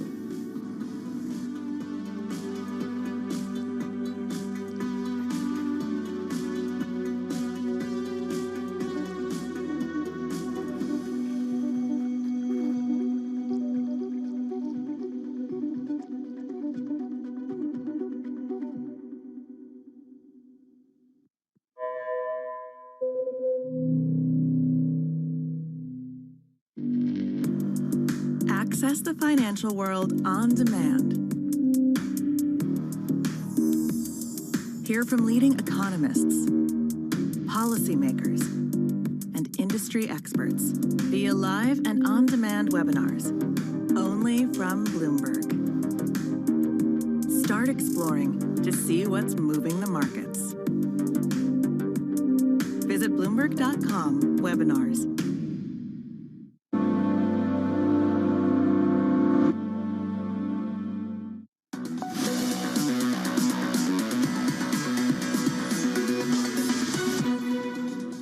Things are looking good. We don't want to get overconfident, but they all look like they're going in the right direction right now. Dr. Fauci says things are looking good. Dr. Sharfstein of Johns Hopkins sees challenges adapting to the new normal. Challenge we have, I think, is finding that new normal where people really feel comfortable, because you run the risk that you say, okay, we're going to be fine doing A, B, and C. And half the people think that's too restrictive, and half the people think that's not restrictive enough, and nobody's happy. Are things getting better? Let's bring in Sam Fazeli of Bloomberg Intelligence for more. Hey, Sam. Hey, John. Are things getting better, sir? Well, I mean, the peaks of some of these infections are coming in slowly, at least in some of the states in the U.S. and certainly in the U.K. We've seen that. So for this particular wave, not only we're seeing this rise and then fall, and then how long that will last, we'll have to wait and see. But we certainly are seeing, as I put out in a note today, in at least a couple of countries which we're looking at, the UK and Denmark in that note today, you're seeing much, much lower levels of ICU admissions, hospital admissions. So from those perspectives, it's looking fine. Yesterday's story, I hope, Sam, I hope, and I hope over time we talk about different things and less about this. Sam Fazeli there of Bloomberg Intelligence. The S&P is where the focus is right now because the risk has changed. The risk is no longer just about Omicron. It's not about inflation per se. It's about the Fed's response to it. The Fed's response to it, sending the S&P 500 down 10% from the peak we saw in the last couple of weeks to start the year, January 3rd, to be precise. And now we're talking about the potential of a Federal Reserve doing something into weakness. Mike McKee looking at the data stateside. Hey, Mike. Yeah, that's the problem, John. The Fed, if they start to tighten, has to figure out how far it can go before it breaks something. And the latest data suggests, as you were just talking about in that segment on Omicron, that people were not comfortable in January. The market ISM numbers come in a dismal drop in all three of them. The manufacturing PMI down by about 3 points for the month of January. Services PMI off by 7 points. And the suggestion there is that maybe people did not want to go out of the house because of Omicron. So we've got to find a new normal, and that pushes the composite down by 6 points. So the U.S. ends up in a much worse place than it was. And as you can see, the European numbers there, Germany did okay, but for the U.K. and for France and for the Eurozone, all lower numbers. And so it does look like we had a rough month of January, and the central banks have to figure out what happens next. Mike, people are going to find it very, very tempting to say we can look through the near-term weakness associated with Omicron and look forward to better growth in the year ahead. Do you think the Federal Reserve will take the same view? They have had the same view, and they probably will retain the same view that inflation will come down and the economy will pick up. But so much is driven by the virus, people just don't know. Tricky, isn't it, Mike? I just wonder what they lean into in this news conference Wednesday, and you and I are going to be talking about it through the week. You'll lead the coverage on that. All these notes talking up 4 hikes baseline, $1.5 trillion balance sheet reduction from midsummer through year-end 2023, and the idea that maybe they can do more, Mike. Have you ever seen things move this fast, as fast as they have done over the last few weeks? Not really. I mean, you saw when the Fed had to react to the coronavirus back in March of 2020, but we've really moved quickly, and we have the same problem for the markets as we had then. Nobody knows what's below. They're jumping into the void. So people making a lot of bearish predictions that may or may not come true. Mike McKee, thank you. About 21 minutes into this one, to paraphrase Mike Tyson, everyone's got a plan to buy the dip until they get punched around the face by one. Right now, we've got one. The S&P 500 in correction territory, down by 2% on the day, down 10% or so from the recent record highs. The Nasdaq down by 2.33%, down aggressively last week by 7.5% on the Nasdaq 100. And then we're down another 2% and some on the Nasdaq with the sector price action. Here's Critty. Well, good morning, John. You really just hit it there. Tech is going to be leading the sell-off today, but essentially all 11 sectors are in the red. At the bottom of the pack, you have both financials and consumer discretionary. This is interesting because remember that correlation between tech and yields is now positive. So when you have yields drop, tech is down with it. Financials as well, taking its cue from the bond market. To the top, though, you do have consumer staples, the least negative out of all 11 sectors, with a little pocket of green in their household products like Colgate, for example, Colgate-Palmolive, I should say, or Clorox. Those are your stocks in the green. Your very few stocks in the green, I should say. Something that you're not going to find in the S&P 500, though, is going to be those crypto-exposed stocks. Your names like Riot Blockchain, Marathon Digital, down a whopping 12% intraday. This has everything to do with the kind of decline in Bitcoin in particular that you have been seeing for the last couple of months. The question, John, just like in the stock market, is when do you buy the dip, to your point? Critty Gupta, it's a difficult one to answer. It always is. Do you think this is just that, a dip, a correction, a short-term move lower, or something that risks translating, materializing into something a whole lot worse? Your bond market's bid, that's for sure. Yields in on a nominal 10-year yield by 4 or 5 basis points to 171. On twos, backing away from 1%, down about 2 basis points to 98 basis points. On the day, this curve is flatter. Coming up, your trading diary, a ton to get through as we build up momentum into the Federal Reserve decision this Wednesday.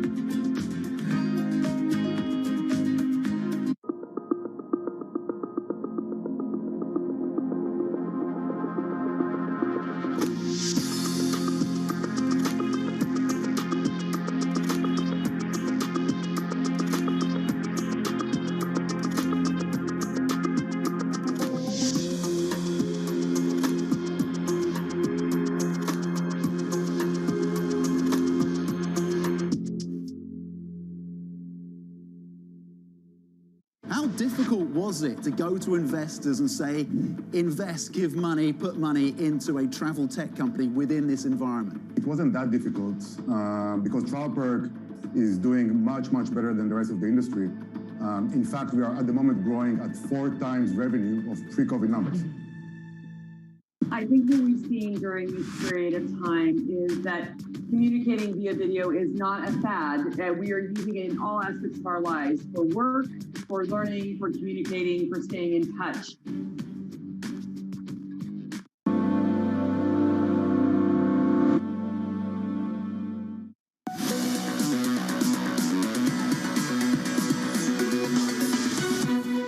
This month is not over yet. I'm sure some of you are hoping it is. 3 full weeks and a trading morning. We're down another 2% on the S&P. We're down by almost 10% on the year on the S&P 500. On the Nasdaq, we take more weight off the Nasdaq 100, down another 2.3%. That's the equity story. Here's the bond market bid. Switch on the board and get to 2s, 10s and 30s. Yields are lower right now by 4 basis points on 10s to 170, 156 on 2s. Backing away from that line in the sand. That 1% we breached very briefly. We're down 2 basis points to 98. That curve is flatter, but expectations have kept on building on the south side. Who can out-hawk the next bank? Citi, Deutsche Bank, Goldman Sachs, all talking up the risk of doing more than 4 hikes this year, doing more than just balance sheet reduction, kicking off in the summer. I can't keep up, can you? Your 30-year yield down 2 basis points, just north of 2%. That's the price action. Let's get you the trading diary. Some Treasury issuance coming up a little bit later this morning, later this afternoon to be precise. Selling $54 billion in 2-year notes at 1 p.m. Eastern Time. Then the earnings start. IBM reporting results after the closing bell. Plus, President Biden discussing efforts to lower prices for working American families at 5 p.m. Eastern Time. He wants to put the attention on the domestic story. Right now, the attention is on the international one and the tension between Russia and Ukraine. Then we get a Fed rate decision and Chairman Powell news conference on Wednesday. US GDP and Apple earnings coming up on Thursday. And finally, on Friday, the employment cost index in America. Deep breath from New York. This was the countdown to the open. This is Bloomberg.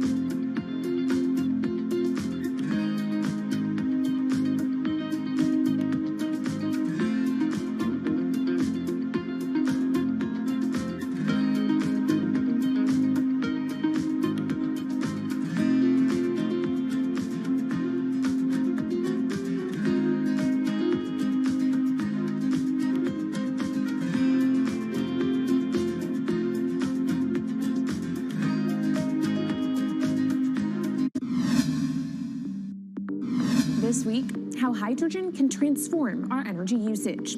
We'll look at why the universe's most abundant element could be a game changer in the climate revolution. We don't need the laws of physics to change to be able to use hydrogen on our planes. From iron ore to green hydrogen, one of Australia's richest men tells us about his pivot to sustainable energy. Let's take action. It's practical, it's implementable. Let's do it now. Plus, the hydrogen revolution. We'll speak with the CEO of Italian utilities firm Snam about his new book and how green hydrogen could be competitive within 5 years. Costs are coming down and people are waking up to the fact that it's the only way to decarbonize certain sectors. I'm Kaylee Lyons from Bloomberg's World Headquarters in New York, and don't miss this week's edition of Bloomberg Green, airing on Friday on Quick Take and over the weekend on TV and online. Lots happening on Wall Street. It's the basic law of economics. The Fed is telling us this is transitory. Need to catch up? This is Bloomberg Wall Street Week. I'm David Weston. We've got the information and insights. David, you just hit the nail right on the head. From businesses most influential and instrumental. And that's the way you run good risk management. We need to invest in our systems. Bloomberg Wall Street Week premieres Friday with replays all weekend on Bloomberg Television and Radio.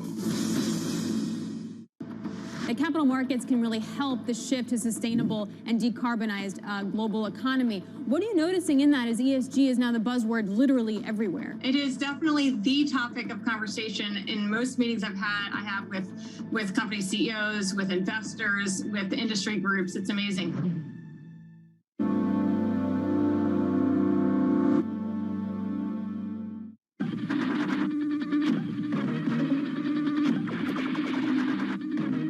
Pepsi's Number Fever campaign in the Philippines has probably gone down in history as one of the biggest marketing disasters in history, mainly because of a human error that led Pepsi to print more winning caps than they planned. The resulting chaos caused riots, civil unrest, and even deaths. Reporting this story took over a year, and it resulted in me flying to Manila in the Philippines to meet unlucky winners and to find out exactly what happened back then in the 1990s.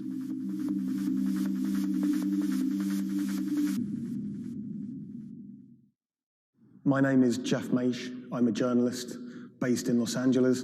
I wrote the story for Bloomberg Business Week about Pepsi's Number Fever campaign. The Philippines is a really interesting country. It's made up of thousands of islands.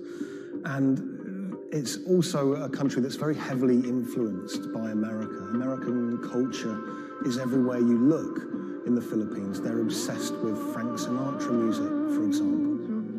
They love all things America, and that extends to their love for soft drinks, Pepsi Cola, Coca-Cola. In the 1990s, it was everywhere.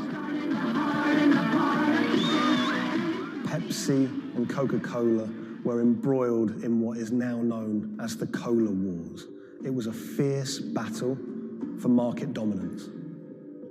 Number Fever was already a really popular promotion. It had been rolled out in America to great success. And so Pepsi decided to roll it out internationally, particularly in Asia. They thought it was the answer to their problems. They thought it could finally help them beat their biggest competitor.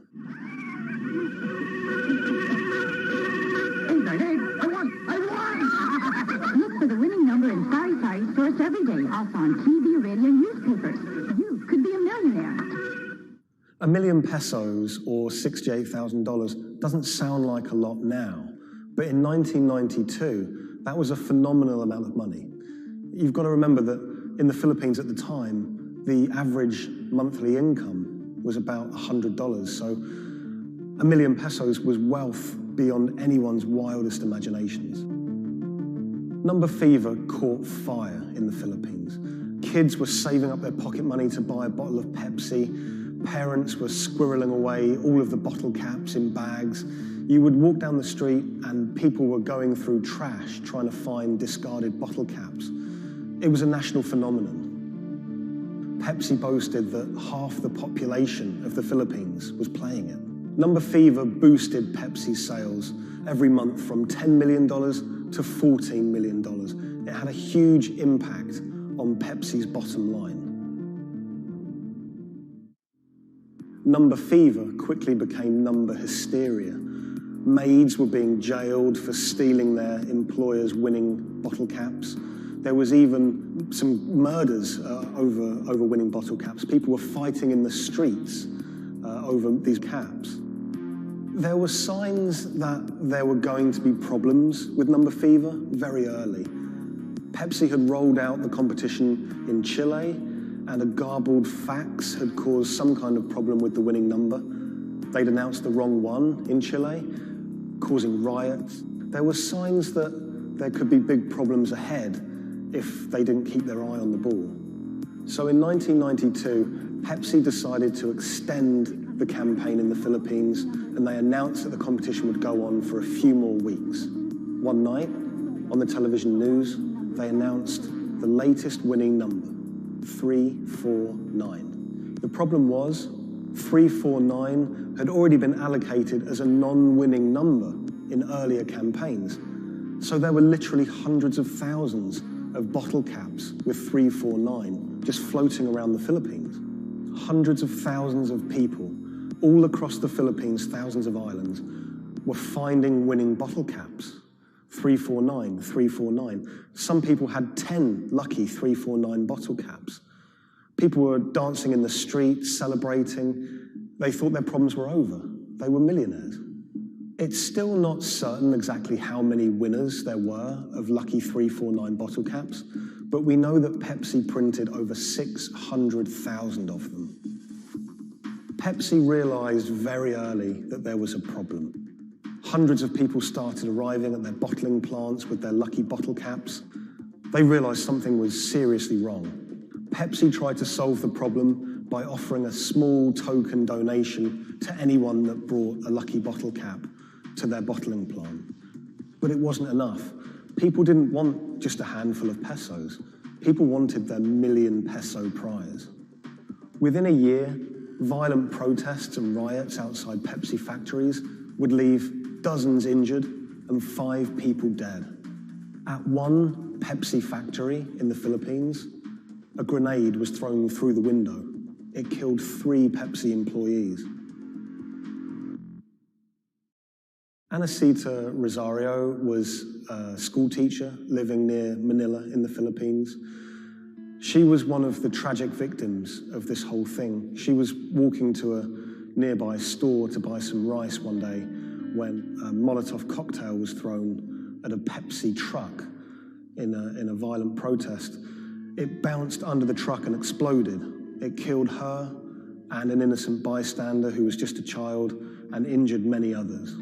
When I was in the Philippines, I tracked down Anacita's daughter, Cindy, and her husband, Raul. It was clear to me that they were still very upset by the whole thing. You know, a family had been ripped apart by this competition. And Raul told me that he'd never remarried. He'd told me that he'd gone to meet Pepsi executives after his wife was killed. And he was angry. He said to them, you know, this wouldn't have happened if it wasn't for you, if it wasn't for number fever. The biggest revelation from my reporting was rumors that Pepsi was somehow involved in bombing their own trucks. I found a newspaper report with a headline that said, Pepsi goons bomb their own trucks. And when I visited the MBI, the police department in the Philippines, they presented me with documents and interviews with people who claimed that Pepsi had paid them to cause riots and to cause trouble outside their plants in order to destabilize the situation and to frame the owners of the coalitions that were fighting them to try and curry favor. I just thought that was so shocking. And of course, Pepsi denied it, but how bizarre that a company would be accused of bombing their own trucks.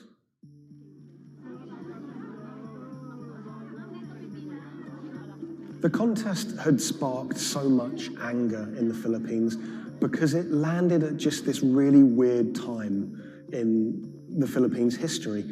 It was during a crazy election that was racked with allegations of fraud. The Philippines was in a kind of love-hate relationship with America. They loved, obviously, the American aid and finances that was pouring into the country, but at the same time, they yearned for independence. They wanted to be their own country. Vicente Del Fierro was a local preacher living in Manila, and he hated the Number Fever campaign. Del Fierro thought Pepsi's Number Fever campaign was just one of the many ways that America was asserting its dominance over a third world country. He hated seeing his fellow countrymen get ripped off, in his eyes, by this huge multinational American company. He wanted justice. Del Fierro rounded up over 800 winners of 349 bottle caps, and he got them all together to sue Pepsi for over $400 million to be divided between those holders of lucky bottle caps. Del Fierro took money from some of the people who could afford it. They paid him 500 pesos to help with legal fees, but for people who couldn't afford the money, he would just represent them pro bono. The alliance is to build up pressure on Pepsi and so you see people marching in the streets.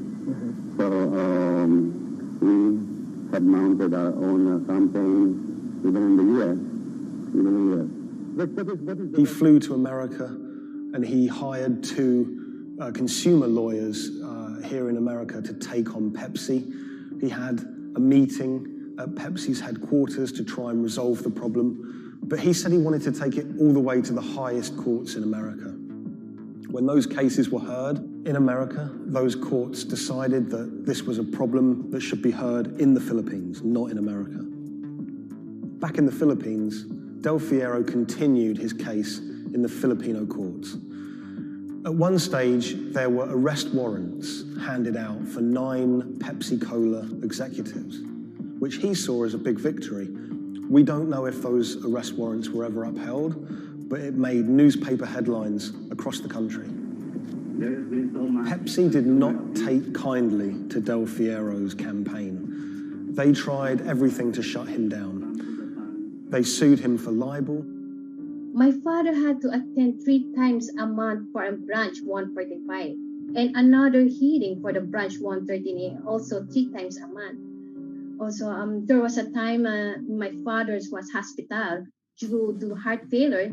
Still, he had to attend the 2 branch hearing. Otherwise, for not attending, the judge will issue warrant of arrest to my father. My father passed away January 13, 2010. After staying for almost 1 year in the hospital, he died of complication due to heart failure. After the death of my father, I was inspired to do the website. PepsiCo will be remembered for what they did to the consumer in the Philippines and to my father. When I reached out to Pepsi for comment for this story, they claimed that they didn't have access to anyone who was working at Pepsi that was around in those days. They also said that during COVID-19, they didn't have access to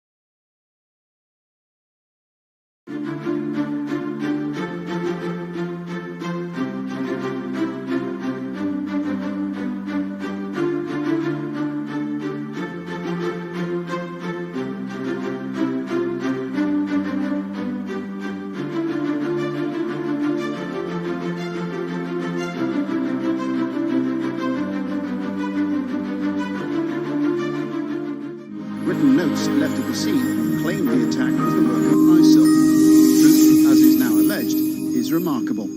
On April 21st, the police arrested a man in a southern German city called Tübingen. He was on his way to work, and his name was Sergei Venergold.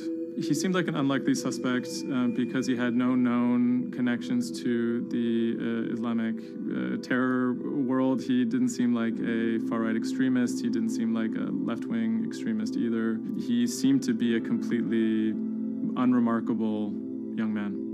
A 28-year-old German-Russian man, named only as Sergei W., stayed in the same hotel as the players on the night before the bombing. He specifically requested an upper room overlooking the bushes where the explosive devices were hidden. The media dissected why he would do that, what was his past. He had been inspired by the 2015 terror attack in Paris. And he noticed that in the aftermath of the attack, the stocks of French companies went down. And he believed that if an attack took place that was directed at a specific company, that the decrease in stock price for that company would be even more dramatic. It never occurred to anyone that someone would do that out of greed. We now know that the suspect bought 3 different derivatives on the Borussia Dortmund shares. With all these derivatives, he bet on falling shares. The suspect bought the majority of these financial products on the 11th of April, the day of the attack. If the plot had been completely successful and the stock had reached a value of 0, Venergold would have made up to 570,000 euros, or the equivalent of about $608,000. Ultimately, the plan completely backfired. The attacker, Sergei Venergold, didn't make any money. In fact, he lost money. In court, he would be extremely quiet. He usually kept his hands clasped together. One of the lawyers actually commented that he had never seen a defendant act so calmly. Venergold had served some time in the German military. From that information and from online research, he was able to figure out how to assemble remote detonated bombs that would do what he hoped to do. There were a few days of extremely emotional testimony, including the soccer players who described doubting whether or not they could ever play another game again. It brought everything back up, and it didn't quite help them to kind of process what was going on. Throughout it all, he sat there completely silent. The big mystery that was swirling around the trial was the question of why. He may have simply done it because he wanted to impress a woman. Rebecca is a young woman who has a very troubled home life. She ultimately sees her relationship with Venergold as an opportunity to leave that troubled home. Venergold is a Russian immigrant to Germany. He speaks with an accent. He has anxiety in large groups of Germans. She begins to resent the fact that he has these fears and feels a little bit trapped. Rebecca attempts to dump him on multiple occasions, and he threatens to commit suicide if she leaves him. Venergold apparently told Rebecca that she would soon be seeing a surprise. After being dumped via text message, he apparently began planning for this attack in earnest. Venergold was charged with 28 counts of attempted murder, which carried a maximum sentence in Germany of life in prison. He claimed that he had nothing to do with the attack, but as time went on, he admitted that he had actually been the person who had built the explosives and had set them off. But he claimed that he didn't want to actually kill anybody. Ultimately, Venergold didn't receive the harshest possible sentence. He was given 14 years in prison, but it's still a considerable amount in jail in Germany.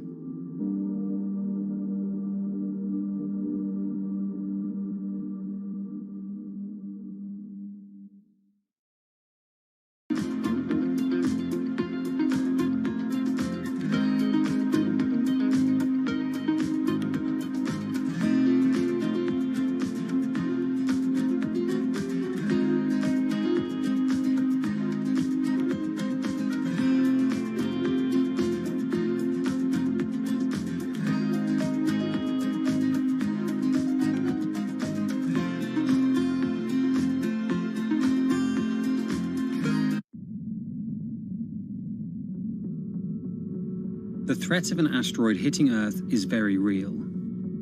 If it's big enough, it's also very final. These are very, very infrequent events. The probability is not zero, though. A blinding flash of light streaking across the sky. About 100 tons of space rock falls on Earth every day. Most of it is so small it burns up in our atmosphere or lands unnoticed away from major populations. No human in the past 1,000 years is known to have been killed by a meteorite, and according to NASA, no large object is likely to strike the Earth any time in the next several hundred years. However, one thing is certain: we haven't found them all. There are thousands out there, and we don't know where they are.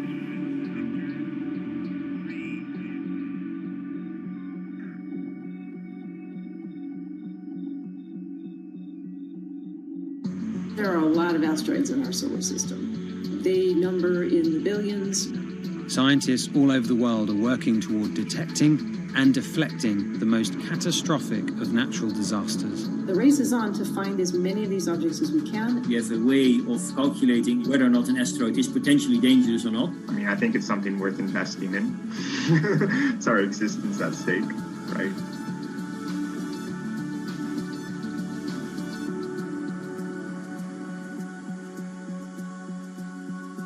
Amy, let's get this one out of the way. It's probably the question you get asked the most, but how scared should we be? Asteroids and comets are a natural hazard that's out there like a lot of other natural hazards. These are very, very infrequent events, these collision events where an object actually impacts the Earth. The most important thing that we need to know about asteroids is when the next impact is going to happen and how bad it will be. What we know is that an object that's about, say, a kilometer across is capable of causing very, very wide devastation across the planet, really, truly global devastation. The object that wiped out the dinosaurs was somewhere in the neighborhood of 5 to 10 kilometers across, so even bigger than that. At a kilometer, it's still going to be very bad and it will have global effects. For objects that are capable of causing what I would call sort of regional damage, kind of a large major metropolitan area, a city and its surrounding environment, sort of around 100-ish meters. It depends on the details of the composition and so forth. By the 1980s, NASA was cataloguing near-Earth objects. In 1994, stargazers watched as comet Shoemaker-Levy 9 hit Jupiter. The resulting zone of chaos was estimated to be as large as the Earth, and the event became a turning point in the search for asteroids and comets in our solar system. In 1998, Congress tasked NASA with finding 90% of asteroids and comets 1 kilometer wide or larger. Soon after, Hollywood blockbusters Armageddon and Deep Impact brought attention and fear to the masses. The great news is that the vast majority, more than 90% of all the really large 1 kilometer near-Earth objects have been found. The challenge now is working down to these smaller sizes that are still quite capable of causing a lot of damage, but they're just harder to spot because they're fainter, they're smaller. Can you give us a sense of how many are out there in our solar system? We know that there are a lot of asteroids in our solar system. They number in the billions. Most of them, however, are between Mars and Jupiter in what we call the main asteroid belt. This is a region of space where most of the asteroids in the inner part of our solar system live, and they stay there for many billions of years. There is another population, though, that kind of leaks inward and gets into the region somewhat close to the Earth, and we call these near-Earth objects. We think that there are millions and millions of near-Earth objects that are out there in the total population. As of today, we know of sort of around 20, 25,000, something like that. When we first spot an object, we really know very little about it. We just see something moving across the sky. So all you get is just sort of a handful of snapshots, just enough to be able to tell that this isn't an asteroid that we've already seen before. And then once we can calculate the distance to it, we can now start to make predictions about its true size. Is it large or is it small? So we have a lot of information that we have to get pretty quickly to really understand what's going on. Finding asteroids is just one piece of the puzzle. Planetary scientists are extremely skilled in determining the orbits and speeds of asteroids based on relatively small amounts of data. NASA runs simulations of the trajectories asteroids could take, which is useful but time-consuming. A team of scientists in the Netherlands have found a way that could buy us more time. Our method is very quick. So you can very quickly get an assessment of whether or not the object is dangerous or not. If you look at the classical way of determining the danger of an asteroid, it may take days of computing time on very big machines to determine this hazardousness. The current problem is that there's just too many asteroids out there to spend a huge amount of computational power on all of them. So the neural network allows us to focus on what really could go and pose a hazard to Earth. A neural network is a computing system that mimics the way the human brain operates to find underlying relationships in a set of data. By training the network in this way, you train it in recognizing those objects that are most likely to hit the planet.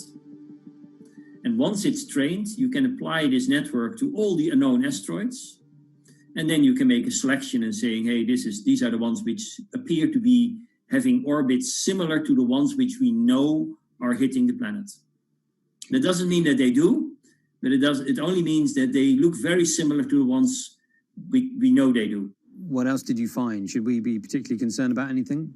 One thing that we did find is that our neural network was able to go and identify a handful of asteroids which weren't considered potentially hazardous, that when we went and integrated them forward in time, they came quite close to Earth. We find a handful which were not detected before or not considered being dangerous before, and we think they are potentially dangerous. It's very hard to simulate kind of going forward in time an asteroid that's going to hit Earth because, well, the Earth is really small. And space is really big, and then you have to have very exact parameters to shoot an asteroid that goes and hits exactly Earth. And then Simon had the ingenious idea of not even trying to do that and just launching the asteroids from Earth's surface and integrating backwards in time. It's very hard to make it hit. So you need a lot of calculations which all end up in nothing. And the idea was then let's not do that. This is basically what NASA is doing. NASA is taking an asteroid, making multiple copies of them, shooting them all forwards in time, calculating their orbits, and then see what fraction sort of gets close to Earth. Not even hitting Earth, but getting close to Earth. And that they call it a potential impactor. So you calculate the solar system forwards in time for, let's say, 1,000 years. And then you launch asteroids from the surface as if you go forwards in time, would fall on the surface. You calculate them backwards to today, and then you get your orbital parameters of today's asteroids, which you know will land on the planet. And those you can use as known impactors and compare with all the other asteroids in the solar system. Can simulations and AI, can those things fill in the gaps where perhaps telescopes and other imaging tools can't? Absolutely. Since the observations get more complex, the physics gets more complex. And if the physics get more complex, the mathematics becomes more complex. And at some point, you can't solve your problems analytically anymore. And then this is where the computer comes in. Now we have this trained neural network. We have a way of calculating in a fraction of a second whether or not an asteroid is potentially dangerous or not, and therefore deserves more attention or more time to spend on for really finding out if it is dangerous. When it comes to hunting asteroids, time is critical. What we can do about a potentially hazardous object depends a great deal on what we know about it and how much time we have before the encounter. We'd really like to find them when they're decades away, because the more time you have, the more options you have, and the less energy it takes to move an object aside. It also means we might not have to resort to launching a nuclear warhead at an asteroid. Until recently, pretty much our only choice. That's an option of last resort, in my opinion, yes. We have lots of options available. You can just simply bump into the object and just nudge it out of the way. That's one possibility, and that's kind of, in a way, sort of the simplest thing to think about, just nudging it off its path a little bit with, a massive object, a spacecraft, let's say. It's just kind of like bowling, if you will. If you have a long time or a long stretch of runway in the lane, just a very small twist on the bowling ball will make a big change in where it ultimately ends up. Another option would be something where you take a very big, massive spacecraft and you park it next to the object and you use the force of gravity as a towing rig. That takes longer, though, and you need to be able to send a pretty massive spacecraft, and it obviously depends a lot on how big the asteroid is. Other options start to get more and more complicated, and they range from painting one side of the object a white color and painting the other side dark, and then letting the pressure of light sort of perturb its orbit.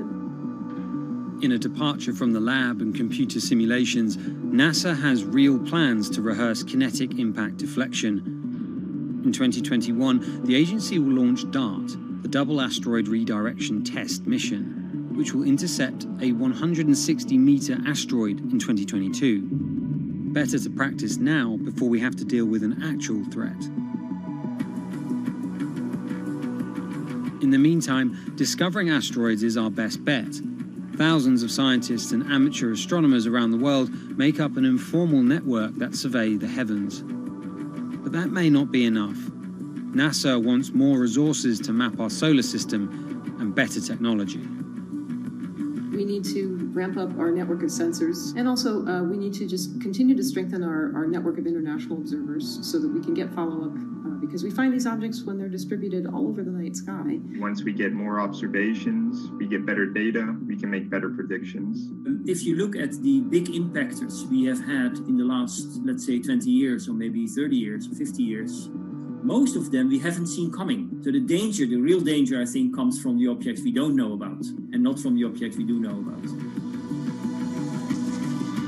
This particular natural disaster, like a lot of natural disasters and like climate change, is a problem of the global commons.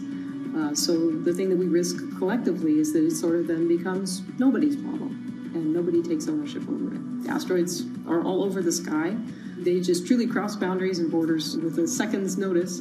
I kind of imagine in the future, maybe lots of small satellites around the Earth that are always going and looking outward.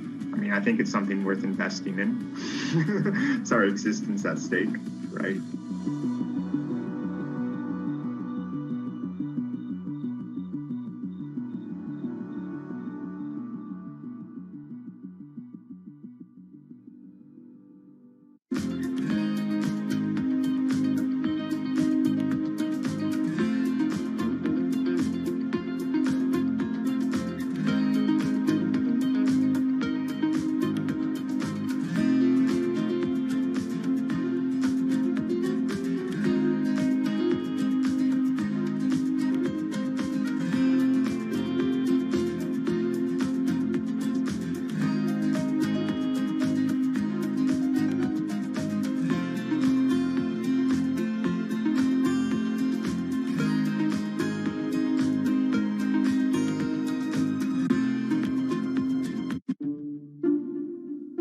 The pandemic has affected everyone in different ways.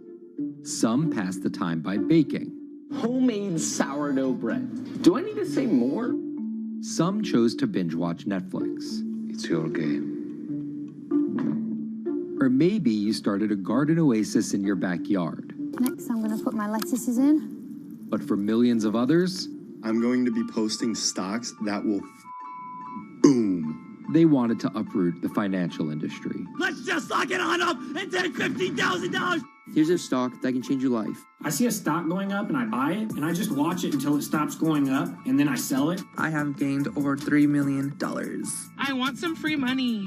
I don't think you can overstate the online communities or social media's influence on financial markets. A large group of inexperienced investors who discuss their plans on social media platform Reddit have shaken up the stock market in a big way. The stock that everybody's talking about right now is GameStop. Video game retailer GameStop is set to continue their head-spinning ascent today. The revolutionaries on Reddit are spanking Wall Street's ass. The more these stocks go up, the more the big guys are getting creamed and losing billions of dollars. This isn't a wealthy person's game anymore. Anyone can play it. I took up a little bit of a new hobby, and I am interested in day trading. As an investor nowadays, you don't have to look a specific way. You don't have to wear specific clothes. You don't have to be doing it from a trading floor on Wall Street in like a high-rise building in downtown Manhattan. The narrative of what's driving the markets is no longer being held in secret offices in New York and Boston of privileged people talking to other privileged people. It's right out in the open. It's on Twitter. It's on Reddit. From brokerage apps to Discord channels and subreddits to TikTok finfluencers, one of the last holdouts in the world of disruption, finance is next in line.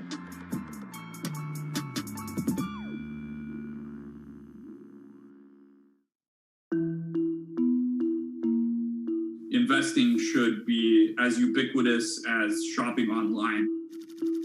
That's Vlad Tenev, the CEO of Robinhood, the online brokerage app, talking about how he wants his app to disrupt the world of stock trading like Amazon disrupted the world of home shopping. And I think that speaks to exactly the mission that a platform like Robinhood has, which is to democratize investing. Robinhood was started in 2013 by Vlad Tenev and Baiju Bhatt in, where else, Silicon Valley, as an alternative to the big brokerages, but with one big difference. As they were building the social network around finances for people, they realized that there was a gap in the market and that free trading could become something that they could bring to the markets, they could disrupt the industry. While no-fee trading is industry standard today, it was unheard of when it was first introduced. The online brokerage industry was really innovative when they came on the scene 10, 15 years ago, but they kind of stopped innovating where you haven't seen those commissions come down beyond $5 or $6 or $7. Robinhood think that by offering zero commission that they're going to push people onto this platform. And on top of no-fee trading, the customers Robinhood was courting have been long overlooked in the world of finance. So the typical customer of a Charles Schwab, for example, is putting a lot more money in that brokerage account than the typical customer at Robinhood. Even today, with all of its popularity, the median account size is about $240. There's Fidelities in the Schwabs and the E-Trades of the world.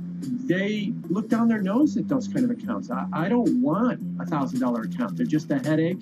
I want a $100,000 account. And this is key here, right? Because the thing about Robinhood that's different than every other single brokerage platform is how easy it is to use.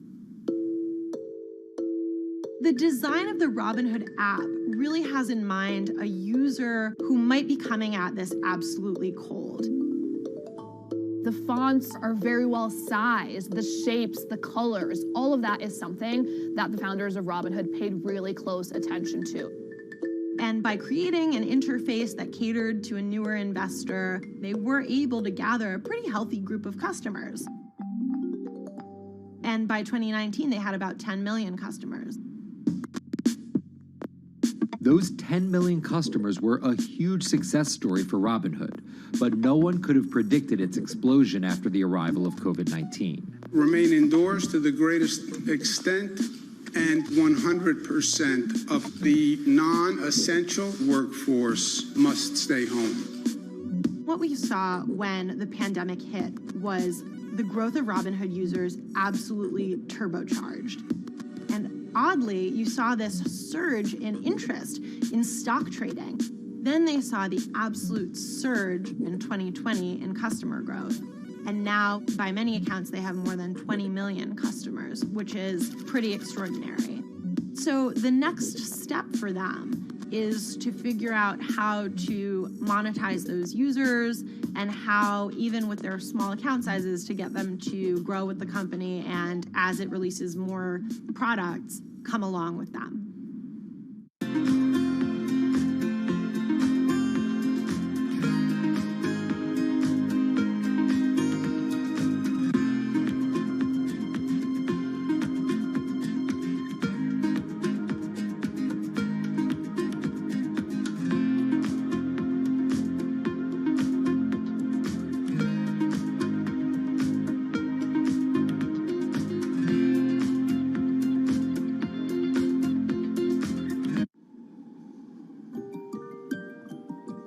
Robinhood would become one of the COVID economy's breakout successes.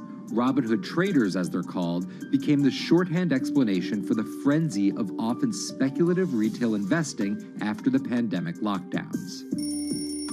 Kids wake up in the morning, they go on Robinhood. They're, in the shower, they check Robinhood. Kids are learning how the stock market works at 18 while they're at school, checking their phones in between classes because notifications pop up telling them what their stocks are doing that day. With these new tools, millennials and Gen Z are investing in the market in ways their parents could have never even dreamt of.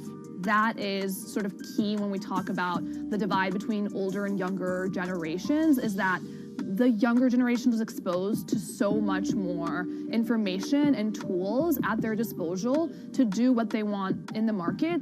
The older generations, you never had the technology or the cost structure that you could play the markets like you can today. So you were stuck with giving your money to a professional investor and paying them a fee to do it.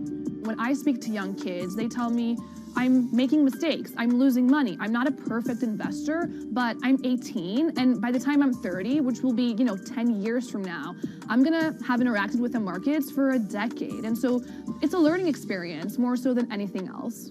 And you can look at it and you can say, wow, that's risk-taking, that's dumb, but if you could possibly shave 10, 20 years off your working life versus adding 5 years, I don't think you can fault people for that. But Robinhood is only part of the puzzle. Sure, you can trade on it, but without research, information, and data, you're just blindly throwing darts at different stocks and hoping to strike it rich. Wall Street forever has always run on what we now call narratives or memes. People telling rumors to each other have been around for 100 years. On Wall Street, information is its own currency. Historically, either you had it or you didn't. And the people who had it had a huge advantage. In the past, those narratives and memes didn't have a network effect. It would be one person telling another person over the phone. In fact, when I broke into this business in the 80s, a lot of people used to complain that they weren't on the call list to get those ideas. Social media changed all of that. Fast forward to 2021, that's being done on the internet now. And that's being done on Discord and Twitter and StockTwits and Reddit. And the impact is very similar, but orders and orders of magnitude larger. As social media has played a bigger part in our lives, it's also played a bigger and kind of more important role in how people find investing ideas online and on these platforms. How do those ideas spread? On TikTok. Yes, that TikTok. Soon may the weatherman come to bring us sugar and tea and rum. People aren't just going to it for sea shanty videos. The personal finance hashtag on TikTok has garnered 3.5 billion views from its 1 billion monthly active users. By comparison, videos found under the cooking and health tips hashtag have 2.6 and 2.1 billion views respectively. The trajectory of Robinhood and TikTok were literally on par. What happened in the stock market this week? So the word of the week is expectations. Absolutely essential that you guys understand the risks of shorting. And Kayla Kilbride and Kyla Scanlon are two of those financial influencer TikTokers, also known as finfluencers. I think people still care about fashion, they care about culture, but it's also like there's this big behemoth thing called the stock market that we really don't know a whole lot about, and it's gatekept behind the industry. And so people want to unpack that. And so my audience is, a lot of them are younger investors who are looking to hone their skills. Tech and right up. Kyla and Kayla are two of the more, let's say, professional TikTok influencers. The Tesla ARK Bitcoin Biotech Risk Cluster. I've been trading since high school, and it was a really interesting way for me to fill out my decision-making frameworks and to think about thinking. And I think that the more that we can have people thinking about finance, the better that we're going to progress as a society. I think it's a huge gap in our educational system. If you're going to buy an option for a stock you think is going to go up, it's a call. So think of it like this. I made the options video where I was like, options are just like shopping. Rumor has it that this pallet's about to go up in price. So if I come in tomorrow, can I still buy it at said price? And a ton of women just attacked that video and were like, you explain things so much better than my boyfriend or my professor, or I could sit and listen to you all day. And I was like, this is what I was looking for. But TikTok's algorithm does not reward calm and measured videos about responsible investing. It rewards this. Watch this video for 30 seconds and you'll be rich for the rest of your life. I try not to say the A word, the ALGO word, because TikTok listens to us. The algorithm does impact how you feel. You know, you do notice which videos do better versus which videos do worse. How do you catch someone's attention in less than 60 seconds? And how do you make it something that they're like, I need this in my life? Nearly impossible to do that in 60 seconds. But the people who perfect it are the people that you're going to watch and going to stick around. And where people are sticking around? Reddit. And its nearly countless subreddits about finance.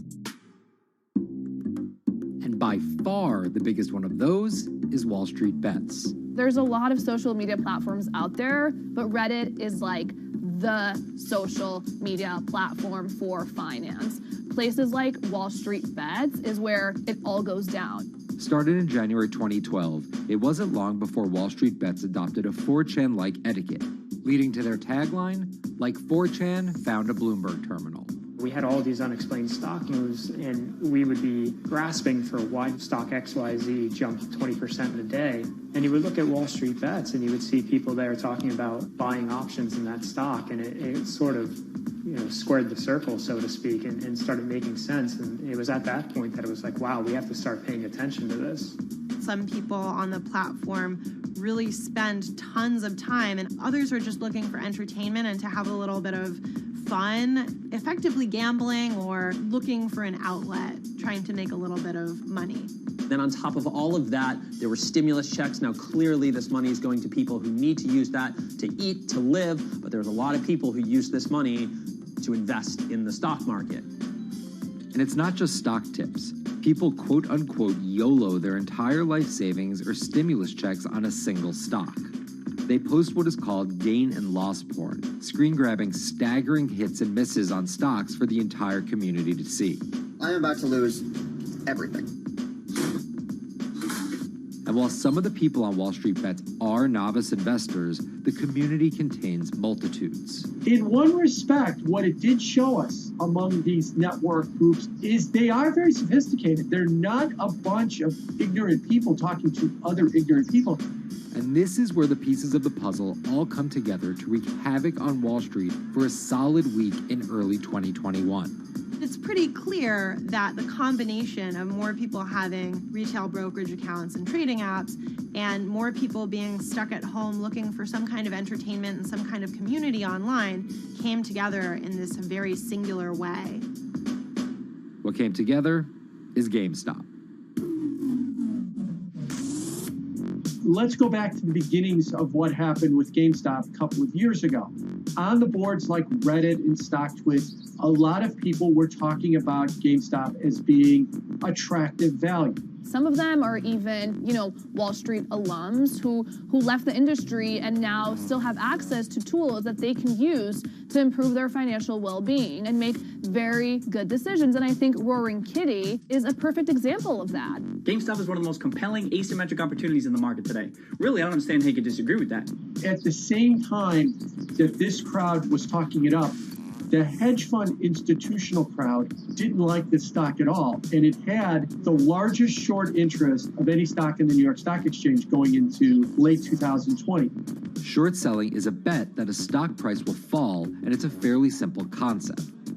An investor borrows a stock and then sells it. The investor is betting on buying the stock back later for a lower price before returning it to the original owner, pocketing the price difference. What a short seller would tell you is that they almost act as a policeman in financial markets, or they're at least looking for companies that aren't what they say they are. And that can range anywhere from an outright fraud that some short sellers try to expose to just a company that's not worth as much as investors think it is. The problem is, if the stock price rises, the short seller has to come up with the money to buy the stock back. And the more it rises, the more it costs. And that's what's called a short squeeze. And the hedge fund Melvin Capital was on the wrong end of that squeeze. Melvin Capital lost over 50% of its money in the month of January alone, just from being caught in the short squeeze of the stock. This is where the disruption comes in. One of the most wild stories you're ever going to see. GameStop shares absolutely going nuts. In less than a year, the company's stock has jumped from less than $3 a share to almost $350. Cheers, everybody! Roaring Kitty has turned $50,000 or so investment into some $14 million. Whoa! Investors all over social media use the free trading app Robinhood to wreak havoc on Wall Street. They're actually piling on into some of these stocks to really hurt the professional short sellers. And they all used Reddit, Twitter, TikTok, and Discord to tell one another to keep buying and, quote, hold the line and not sell GameStop. People are getting cheerleaded for jumping in, buying at the highs. They're saying, keep going. And it was working too, until Thursday morning, the trading app Robinhood sent out this tweet. In light of current market volatility, we are restricting transactions, including GameStop. People were really angry. Robinhood was supposed to allow the regular people to play the same game these big boys are playing. But instead, we were all taken for schmucks, and they screwed us. Shares of GameStop are jumping again now that retail investors are being allowed to buy shares of the stock. But what we learned is that when people organize online, they have the ability to disrupt the market. And it was a big sign. The ivory walls of the institution aren't as powerful as maybe the institutions thought them to be. I don't know if pumping up GameStop was the best use of billions of dollars, but I think that as a signal to society, it was pretty interesting and powerful. The GameStop saga was so impactful that both Vlad Tenev and Roaring Kitty were called in to testify before Congress to clarify each of their roles in the saga. One thing that's emerged from the congressional hearings is that they're interested in how retail brokerages make money and whether they're keeping the best interest of their customers in mind, but it's pretty fuzzy as far as what they would actually do as a result.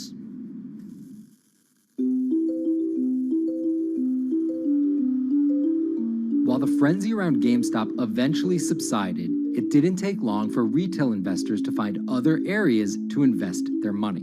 Take a look at Bitcoin going bananas over the weekend. Bitcoin forms a brand new all-time high. It was after GameStop started to drop that we saw Bitcoin really go up to over 60,000. How much further does this rally have to run? It's compelling to say that money shifted from one venue to the other.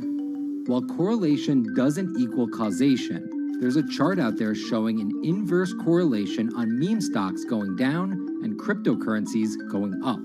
There's definitely an aspect where people are making money on stocks and then moving, they're agnostic, they're not hedge funds. They can invest wherever the hell they want. It's a classic sort of momentum trade. They're going to wherever the winners are and they're willing to jump on and, ride it.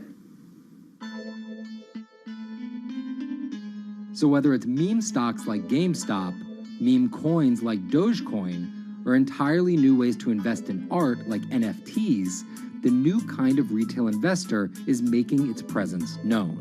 Over the next 10, maybe 15 years, you're going to continue to see, whether by choice or by force, that baton go from older generations to younger generations. I don't think any single app is going to be the thing that disrupts. I think people are the disruptors. How people get ideas about what to invest in has become increasingly entwined with social media. And as social media companies govern more and more of our lives, the fact that now they're tied in more intimately to people's wallets is something that we might want to understand better. Usually what disruption, I think, means is technology comes in, whether it's blogs to the newspapers or online retailing to brick and mortar. They come in and they're in the same business, but they just do it in such a gigantic cost savings that it causes everybody to switch. Well, that's the risk that happens here, is that it's so much cheaper to just manage your own money. We're not there yet, but costs and conveniences are moving in that direction. So I'd say, Wall Street, you haven't been disrupted yet, but you could be in the coming years, and that the final chapter on this story hasn't been written.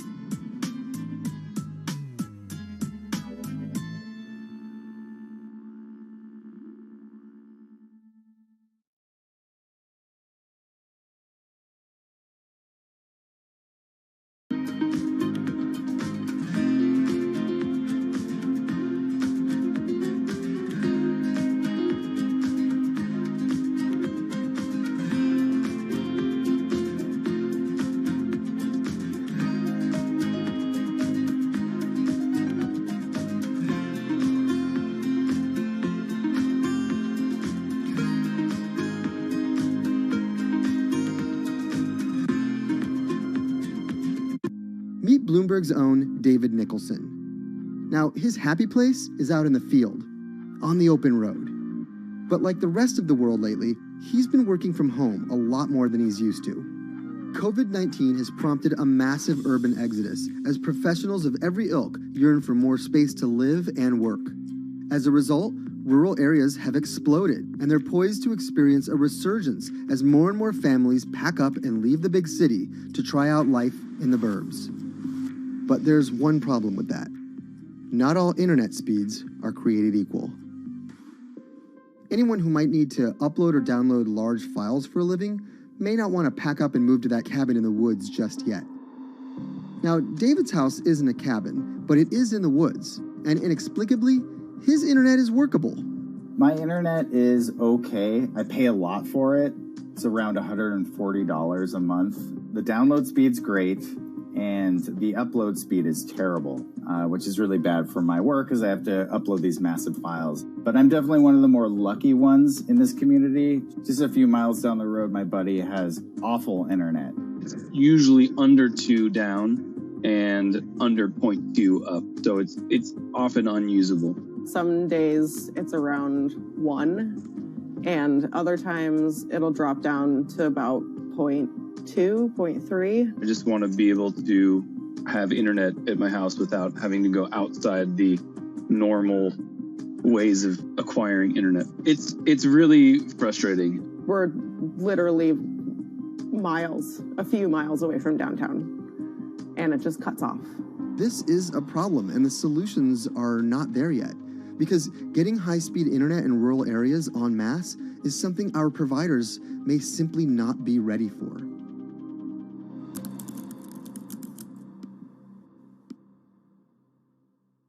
If your internet service doesn't have fast download and upload speeds, then you don't have high-speed harmony. You have. Americans on average pay about $70 a month for internet at home. But in rural areas, it could cost a lot more for a lot less service. So the pricing for a fixed wireless provider here can be something between $80 and $150 for about 25 megabits per second. However, gigabit service, which is 1,000 megabits per second and symmetrical, is running at about $119 a month or $130 a month. That's John Paul. He co-owns Spiral Fiber, an internet service provider here in Nevada County, California. And for the past 10 years, he's been trying to bring an affordable fiber optic network to town. It all started when he applied to be part of the pilot program for Google's fiber service. Across the country, civic boosters have been going to extremes, chanting, singing, Google in the morning, and marching, trying to get the search engine giant to look at their town. The internet these days is crucial to be in the world, to be a part of the world, and to be connected to your community. Google ultimately went with Kansas City, Missouri, which left Paul on a mission to get funding to lay out fiber optic networks for gigabit service. Over the next several years, he would attend conferences and pitch venture capitalists and apply for grants to make his vision come to life. One of the biggest roadblocks to building infrastructure for the internet here in the United States are the existing large providers. They have their land staked out.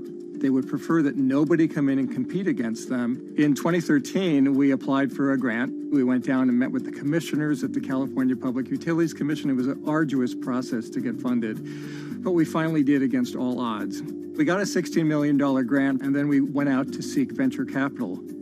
Then, in March of 2020, the pandemic hit the world. Everybody got locked down, and everybody came home, and everybody started using the internet. And I remember seeing on one of the local fixed wireless providers' websites, they've said, hey, we know you're all staying home, but please don't use too much video, and please don't use too much bandwidth. And I thought, that doesn't work. The U.S. connectivity gap is far greater compared to countries that are considered its peers economically. Some developing nations actually have better internet than rural America, like in Kenya, which has a state-of-the-art fiber optic network fed in from their coastline. The American connectivity gap does largely affect rural areas that are either outside of service coverage or simply prohibitively expensive. This is Rebecca. She and her family moved to Nevada County just a couple miles down the road from David. They took for granted that high-speed internet would just exist in the area, and it's not something they even bothered to check on before buying their house. Turns out, all they got was dial-up. We wanted to move where we had a little more space, room for the kids to run around, just be out in the mountains a little bit more. Having come from a bigger city area where Wi-Fi is pretty readily available, we hadn't really considered that in our purchasing of the house, whether that would be an option or not. When school started, and now that we are remote learning with our children and we're doing everything from home, we didn't have the option to do that at our house. So every day when school would start, we'd have to pack the kids up and we'd go to my in-laws' home. They have a little cabin up in this area that does have Wi-Fi already. Rebecca's situation is the norm in rural America. According to data from the Federal Communications Commission, just 4% of urban Americans lack access to broadband internet. That's compared to almost 40% of people who live in rural areas. But while that was the case, there were also racial and socioeconomic divides in terms of who had that access. In addition to that geographic difference, low-income African-American students, Latino students, and first-generation college students were more likely than others to have only one device at home that's shared among multiple siblings and or lack access to that actual connection. For most American towns, there's also a lack of competition, forcing internet prices up. And large providers like AT&T and Comcast aren't incentivized to expand service to these rural communities. This is how Xfinity makes life simple, easy, awesome. So in our area, we have a small imprint of Comcast, but they're not going to go out to the more rural areas. It's just not cost effective for them to do it as a large company. In order to lay fiber cable, you're actually physically digging trenches into the ground. And for internet service providers, they're primarily focused on maximizing their profits. And so the fewer customers you have, in any square mile and the more fiber you have to lay, that's just kind of harder to pencil out from a purely economic standpoint. AT&T released a statement on the matter, expressing the need and desire for government assistance to fund fiber optic expansion to areas deemed unprofitable. Comcast released a similar statement encouraging more public-private collaboration on this effort. Federal agencies do offer grants to help communities build broadband networks, but many have argued that there's not enough flexibility on how to use these funds. The COVID-19 relief package passed by Congress in March and signed by President Donald Trump awarded $43.3 million to 51 projects on the East Coast alone. But it also stipulated that these projects needed to be up and running by December 30th. For contractors who plan projects months and years in advance, it's a scramble to rearrange their schedules to meet that deadline. So what we've been asking the federal government to consider is at least have, as long as the projects are getting started, knowing the projects are being put into place to expand both remote learning, working from home, and opportunities like that that are truly driven from COVID. We're moving as fast as we can regardless, but hopefully they'll give us some more time. Talking to John Paul, it's clear that he believes broadband is something that can transform a community and should be considered a public good. One of the first communities to come on in the United States with full-on gigabit service was Chattanooga, Tennessee. Now, they're a bigger city, but they're a city that was economically in a downturn. In the last 15 years, the city of Chattanooga has turned around in an amazing way. It's a nexus for young people to move to. It's a place where technology happens. It's not just about logging on to Zoom, to connect with your colleagues who might be in New York City. It's also your ability as a small business, operating in the town of Nevada City or wherever it may be to, quickly upload your payroll documents or something onto the cloud or to quickly, swipe a customer's credit card. There's just some really basic business functions and mechanics that I think people in big cities really take for granted and that are just going to be a much bigger challenge for small business owners in rural areas.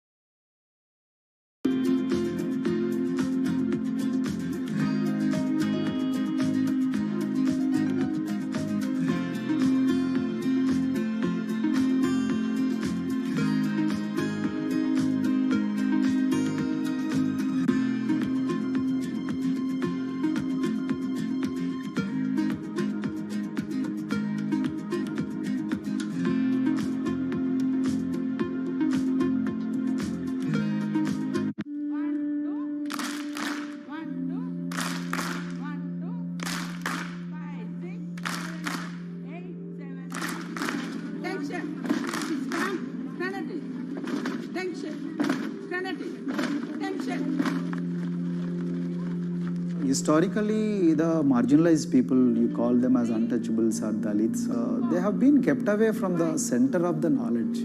Once you are born into a caste, it is very difficult for you to grow beyond that. You are stuck in that identity.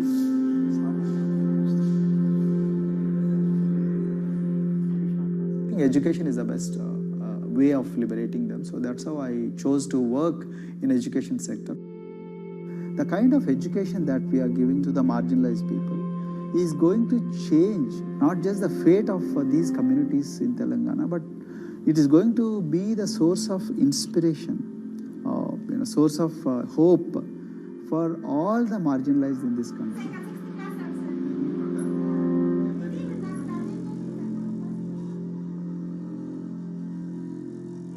Greatest flight in India is the system of caste. For generations of Indians, the social code known as the caste system has defined how people earn a living and whom they marry.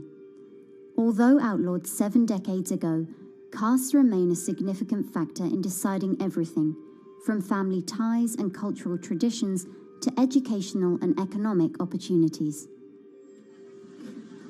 Dalits, people who are on the lowest rung of the caste system, constitute almost 1/5 of India's population of 1.3 billion. Not able to afford the high tuition of private schools, many are forced to attend government-funded institutions, which in the past have suffered from poor infrastructure, lower education standards, and high student-to-teacher ratios. But Dr. Praveen Kumar is trying to change that.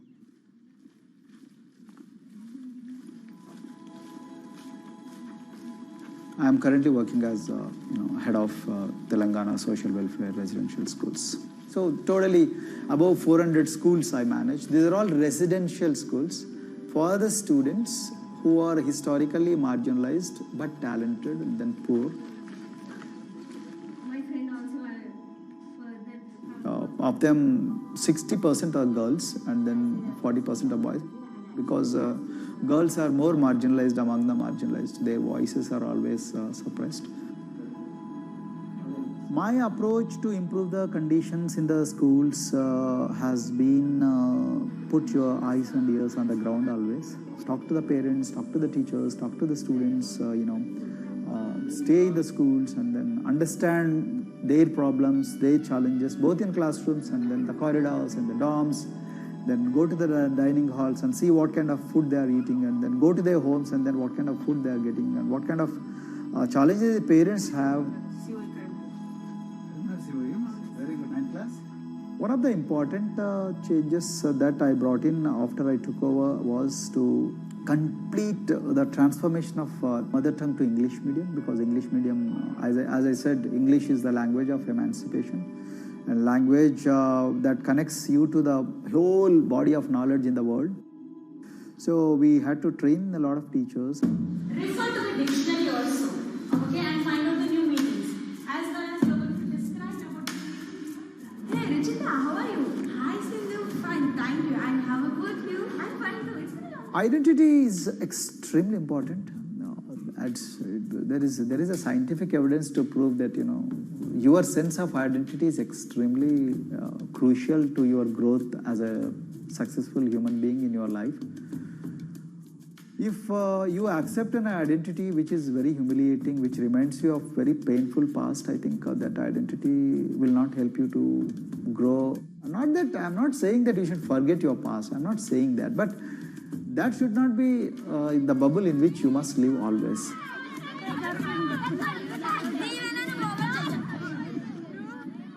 Sweros is an alternative identity. S stands for state, W stands for welfare, Aero, SW and then Aero is Swero. So the idea is your dreams have to be skybound. So that is what we are trying to achieve by changing the identities. Like, you say, I'm a Swero and I aim to be a doctor. I am a Swero. I aim to be a top-notch engineer. I am a Swero. I aim to be a top bureaucrat of this country. I'm a Swero. I want to be a very good actor or a musician in this world. So these are the positive images that are associated with identity.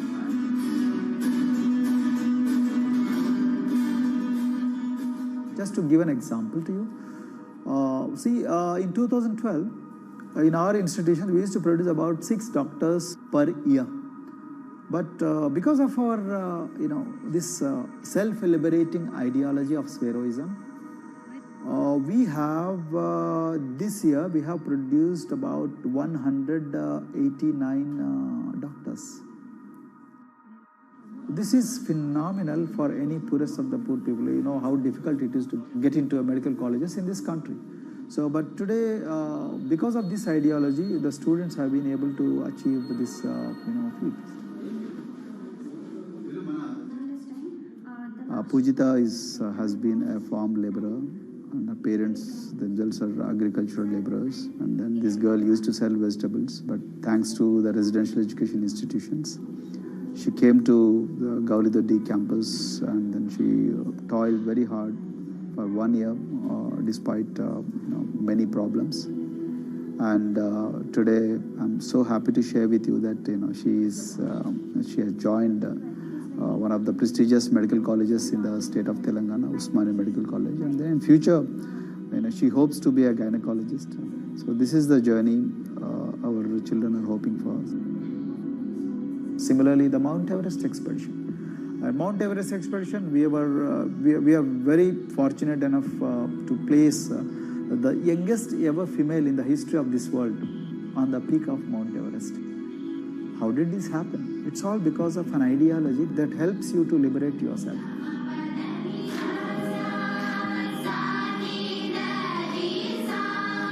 We brought a lot of extracurricular activities, and most of them got institutionalized now. So, for example, music.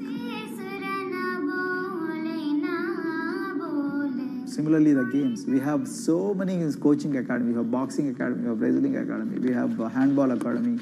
So we have, kabaddi, the traditional Indian sport. We have golf. We have introduced the golf also. Like golf is generally played by so-called rich people, but today even poorest of the poor people also are being trained in golf in our schools. Wow.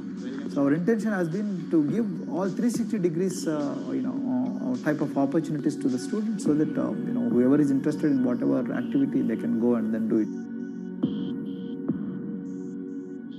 Break the barriers, break the fence, at least mentally, because poor people have been programmed to be victims, programmed to be subjugated, programmed to be on the margins, always, programmed to feel inferior.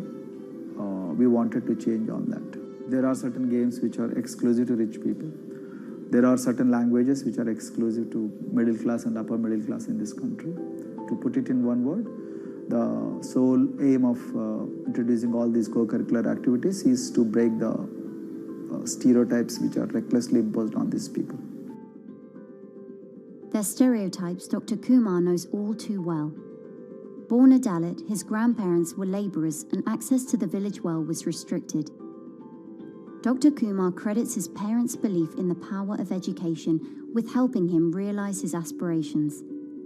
He went on to join the Indian Police Service, attended Harvard University, and then began pursuing educational reforms back home. I attribute whatever I am today, it's to my mother primarily.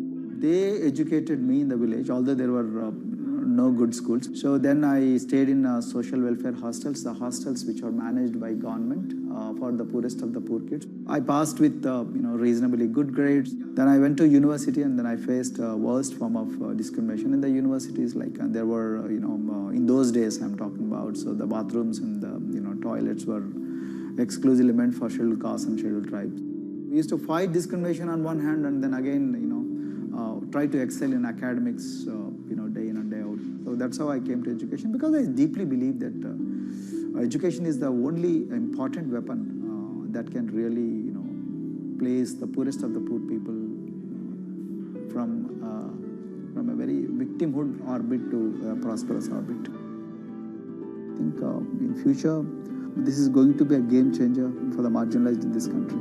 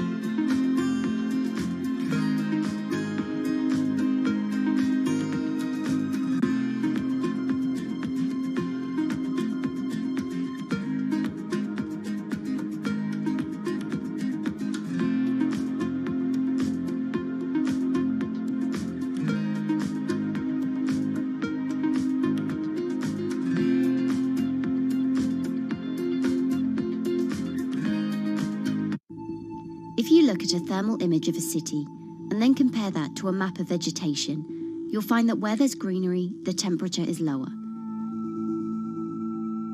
That's because things like asphalt, concrete, and shingled roofs absorb more heat from the sun than trees. This is the urban heat island effect, and it accounts for higher temperatures in cities, often by several degrees compared with their surroundings. It's becoming a huge risk to human health as growing urban populations exacerbate the heating effects of climate change. Heat waves kill more people than any other extreme weather event, more than tornadoes, hurricanes, and even floods. That's why urban heat island mitigation strategies are being studied in Singapore by a group of researchers. The government-backed project called Cooling Singapore is now in the process of combining everything they've learned to create a digital tool that can help cities all over the world, starting with Singapore.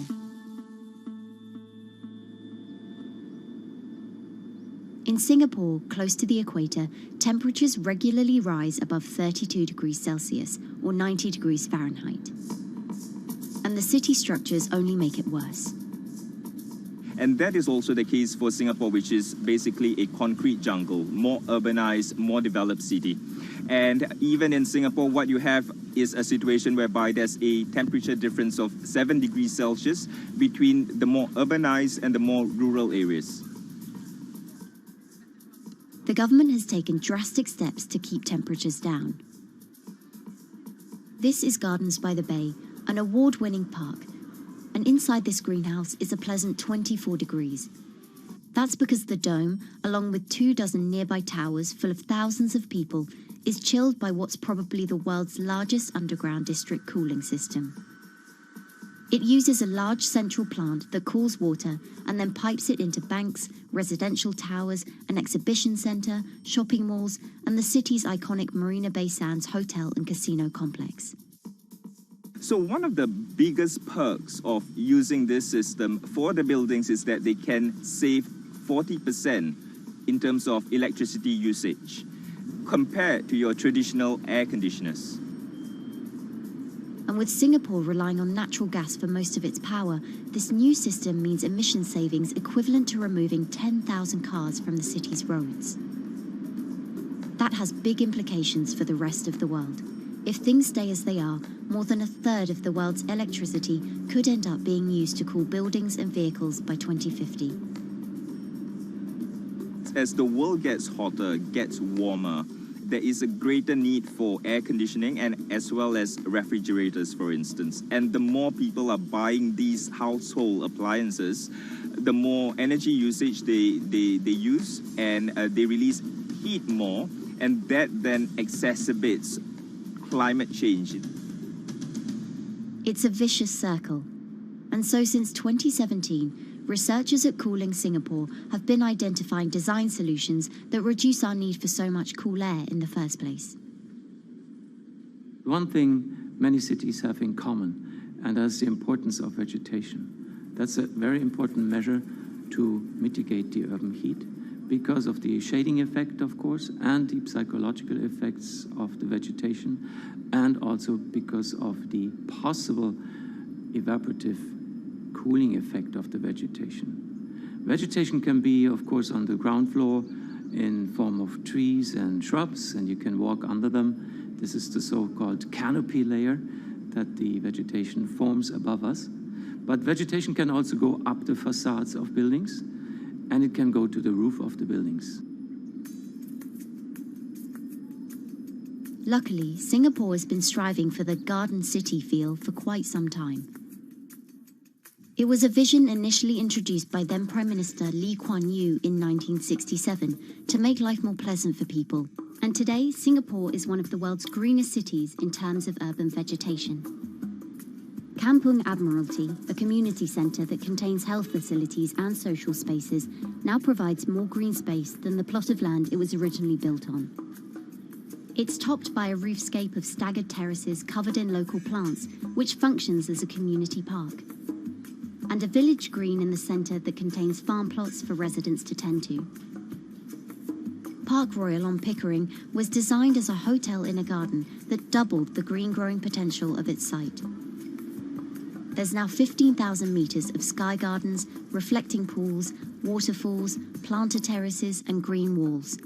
And the government has big plans as well. Singapore actually has a plan to plant 1 million trees and add more green spaces over the next 10 years. It is actually a mix of wanting to reduce the urban heat island effect, but on the other hand is also to get the people to be more connected to nature. But it's not enough. The city-state has still been warming twice as quickly as the world average over the past 6 decades.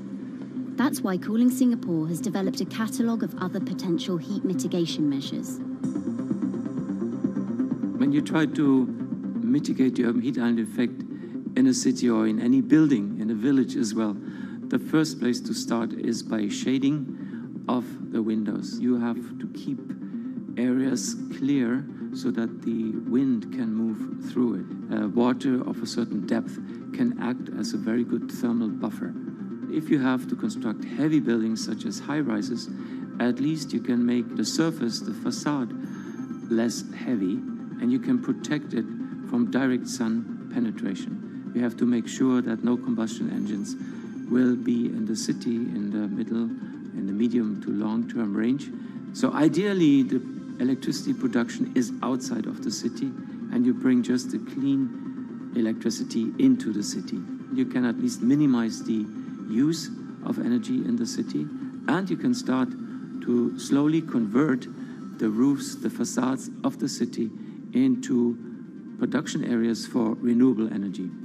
In Singapore, unfortunately, this is a limited option, but in the long run, it could produce up to 20-25% of the energy, of the electricity needed in Singapore if all the roofs and the areas in the buildings, on the facades would be used to do that.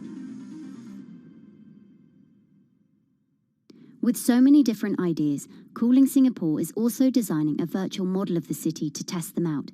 It's called a Digital Urban Climate Twin, or DUCT, that will calculate how each element of the city's design will impact the urban heat island effect.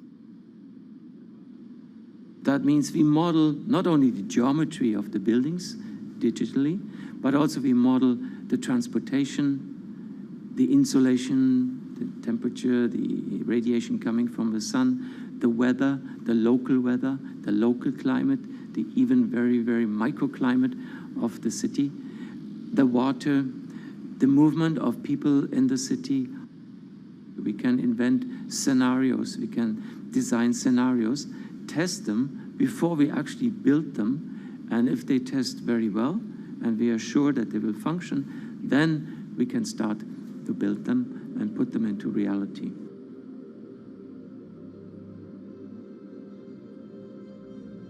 Singapore will be using this new tool to figure out which actions it should take next. And the model can be applied to any city, whether it needs to keep heat out or keep heat in, which will ultimately save energy, slow climate change, and improve our quality of life. So this is something that Singapore will be able to export, maybe even together with its city development systems that it already has. Singapore is one of the very few cities in the world that really combine this scientific approach with a very well-established urban redesign and urban design approach. Through its agencies and the combination of its agencies, it has achieved a lot in the past. If it keeps following the scientific path and the combination with the other knowledge in the city already, we think that it will be a very comfortable and very livable city in the future, even more than today.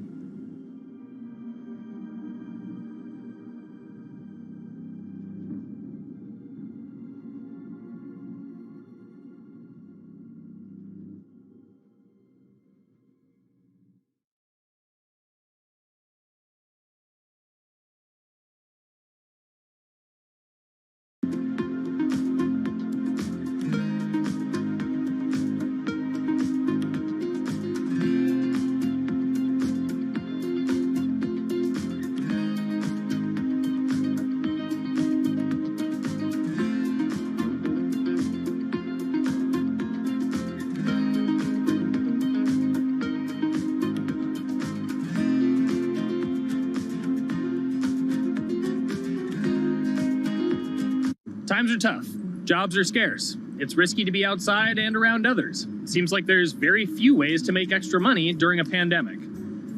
So I guess I'll just hunker down and binge social media until this all blows over. Wait, don't these people make money? How do these people make money?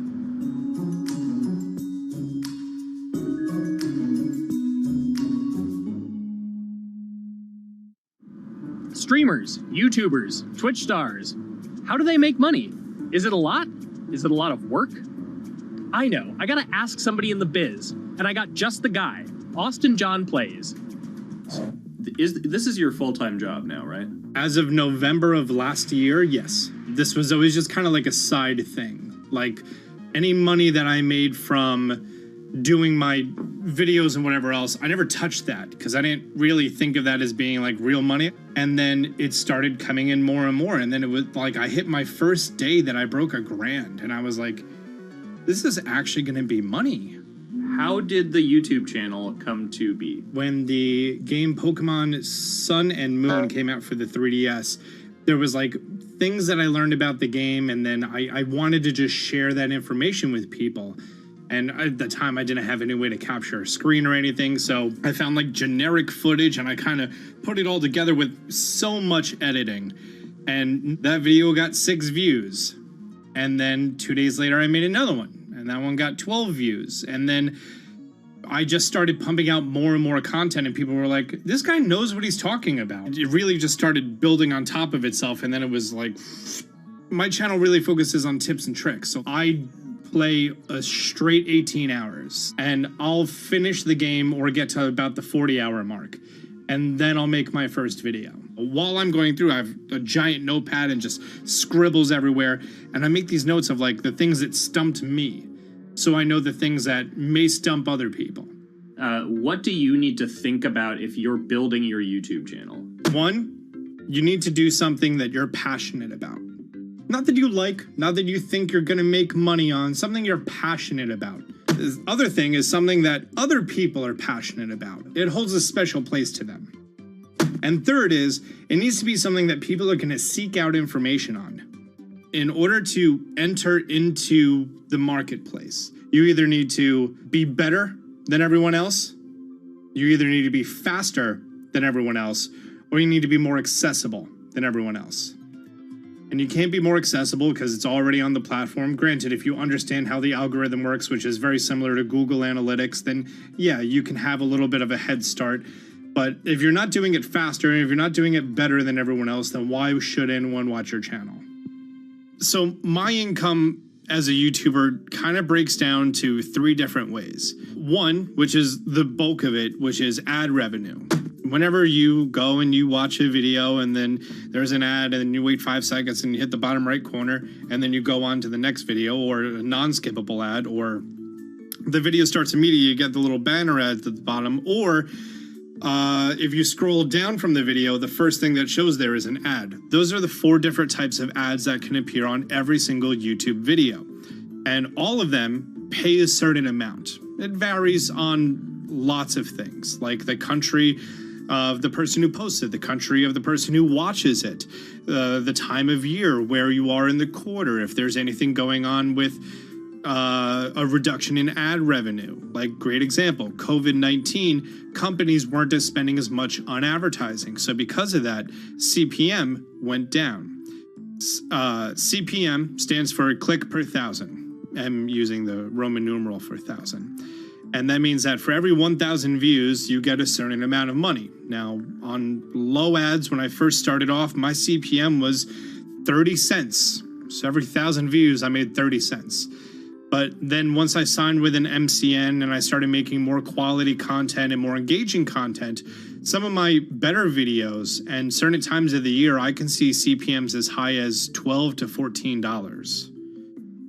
And there's a big fluctuation between, you know, if I post a video when there's no ads being spent, like January and February, that's the reason a lot of your favorite YouTubers and also TV shows don't post new videos in that time of year because ad rates are down. Why are they going to make content then? Instead, you're recording and you're bulking up for when ad revenue is higher. The second way that a YouTuber makes income is support, crowdfunding, things like that. When I first started off, Patreon was really the only option, but then they started rolling out supporters and members for YouTube channels. So whenever I have a live stream, you can click a button and then you can become a member, and then you get special icons next to your name. I believe they're called badges, or on any video, you can hit the join button, and that helps support the channel. And then the third aspect of that would be merch. And for me, my merch has been somewhat basic. In fact, I'm wearing one of my t-shirts from last year right now. You have to endure the times that your first video gets 6 views, that you post it on Reddit and they say, shut up, and then an auto mod bans you. You have to go through that, because until you go through that and you discover why you're doing it, you're not doing it for other people, you're doing it for yourself. If you're not loving what you do, then it's not worth it. Huh. So make a channel about something that I'm passionate about. Oh, sweet. I guess I can make the channel about that.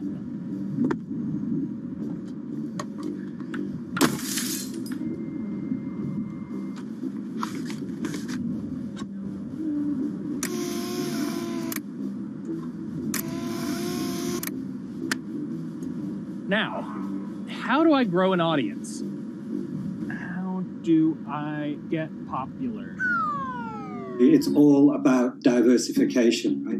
You have to have a massive Twitter following. You have to have a massive Instagram following. You have to have a massive YouTube following.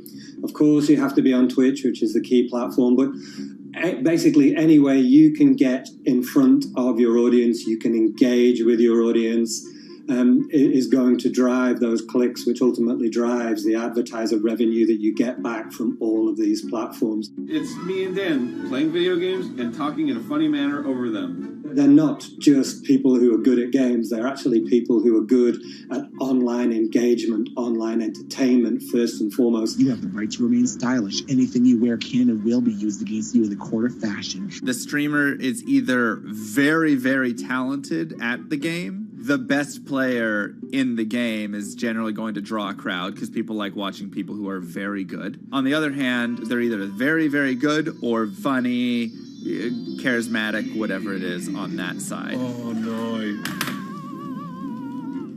You know, it becomes more of a show where they talk about other things outside of the gaming world, and gaming becomes really just a backdrop and an excuse to engage with that audience. There were those weird, like, Ronald McDonald, like, straight to VHS movies. You remember those? I'm personable, I'm chatty. I would kind of, when boring things were happening in the game, I would ramble on about, movies I'd watched or books I'd read and, or conversations I'd had and stuff like that. And so I think being personable was a big part of that. It's not just getting on and playing games. It's getting on and being an entertainer. You are putting on a show. All right, now let me go ahead and grab the samurai sword that every gym has. Okay, he's dead. To have a larger audience and to have that audience, I think, stay with you, you have to bring something extra. You have to find your niche. You have to find what works and what connects with the audience and what makes them laugh and what makes them keep coming back. You got to make it a little more exciting, all right? Throw in a hanging bishop. Have everybody in suspense for a moment. I think the real most important thing is to just get used to being on camera. Like in any sort of performance thing, is get used to talking on camera. My first few videos were terrible, but because I sat down and did it for 6 to 8 hours a day, I just got used to talking and I got over that uncomfortable hump. If you go into Twitch purely with the expectation that you're going to make money, make a job out of it, have all this growth, and it's going to be great, you're probably going to burn out prior to getting to that point because there's very little payoff for a long time, right? Like multiple years generally before you really start to see a payoff. And so, those first few times you're streaming, nobody is there. One person shows up every 30 minutes, says hi, maybe, and leaves, right? Like, it's very discouraging, I think, for a lot of people. And so you have to be there just loving it. You have to love talking to yourself when nobody is around. You have to love just the game that you're playing, all of that stuff, because it takes a while, and I think a majority of people burn out prior to getting to the like profitable point of it. And there you have it. My very own YouTube, Twitch, Discord, and streaming channels all ready to go live. It's a veritable social media ecosystem just on the verge of thriving. So, don't forget to smash like and subscribe, and visit my Patreon for perks. Also, go to my merch page. And one last thing, stay cool, my friends.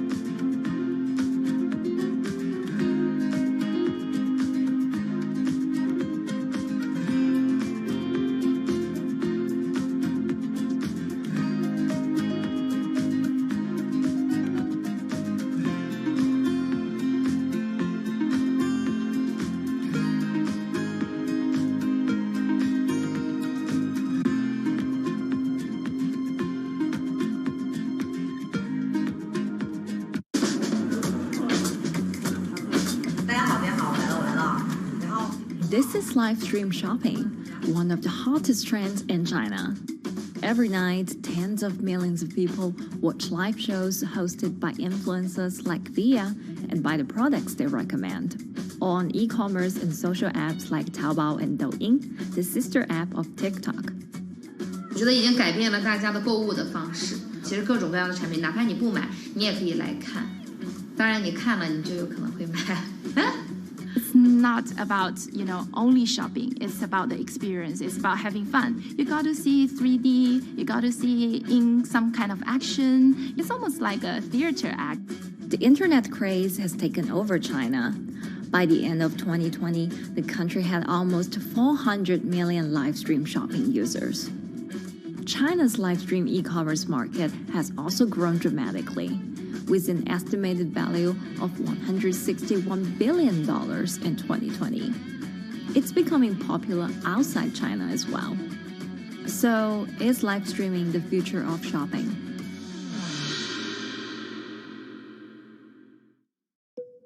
Live streaming is not a new thing. In China, it started in 2015 with the rollout of 4G. And it was first used for entertainment and socializing. Many live streamers performed for their followers or chatted to them, making money by receiving virtual currency and gifts. In the West, live streaming is mainly the domain of avid gamers. In China, it's broken into e-commerce. China actually has a very big e-commerce empire, so it uses these super apps, what we call that you have payment, you have search of information, you have recommendation system, and you have huge amount of goods available on the platform, and as well as a lot of consumers. So with this advantage, they merge these features of live streaming to make the influencers actually sell goods. Here is a perfect choice: nice neutrals, beautiful print, nothing overwhelming, and the warmth and comfort of flannel.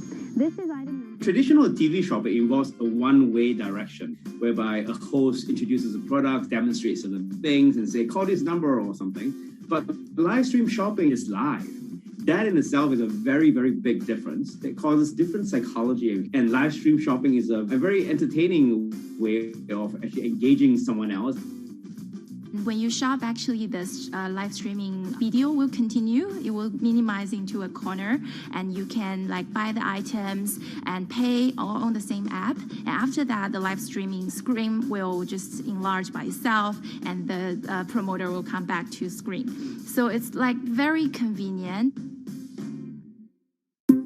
Taobao, one of China's biggest e-commerce platforms owned by tech giant Alibaba, added a live streaming function in early 2016. In the following years, other e-commerce and social platforms like JD and Douyin also integrated this feature. 开头的时候还是有很多的挑战的，对画面的这个流畅，然后是否能够很真实的去还原商品，它其实在这个上面是有很高的这个门槛跟技术的这个卡口在的。不管是我们的这个用户的接受度，还是商家的这个上手的这个难度都很高。但是这几年下来，基本上难点在不断被突破的。Over $70 billion worth of goods was sold via live stream on Taobao in the year through March 2021. Latest surveys show that over 60% of live stream users in China were watching shopping shows, and over 65% of them shopped at least once via live stream. In 2020, live stream shopping got a huge boost during the pandemic, when millions of people were in lockdown and many retailers were pushed online. People, during the lockdown, felt like there's a need for more social interactions. This live platform creates an interesting kind of environment that gives people the sense that I'm actually interacting with you. And then live stream shopping brings in a lot more variety of things that people could buy and satisfy, the sense of like losing control, especially during the pandemic. At the heart of this craze are the top influencers who have tens of millions of followers and sell products worth millions of dollars every night. They often use their star power to get bargains from retailers, which in turn boosts their own sales and influence. So if you think about China's live streaming, you have to know the king and queen of the influencers. The queen of live streaming, Via, she is actually having the biggest viewership and the biggest sales volume for a long time on Taobao platform. She can sell everything from like Gucci sunglasses, lipsticks, homes and cars. One time she offered her followers to go on a Tesla ride with her, and she even, for once, sold a rocket launch in her live streaming room for 40 million yuan. The king will be Li Jiaqi, more widely known as Lipstick's brother. He used to be a cosmetic sales before he turned into live streaming e-commerce. And he knows a lot about the cosmetics. So he's the one that will actually put the lipsticks on himself when he's on the show. Top live streamers like Via and Li Jiaqi have become celebrities in China and can earn millions of dollars a year. Although not everyone can be as popular, mid-ranking live streamers like Tiffany still earn a good income through sales commissions.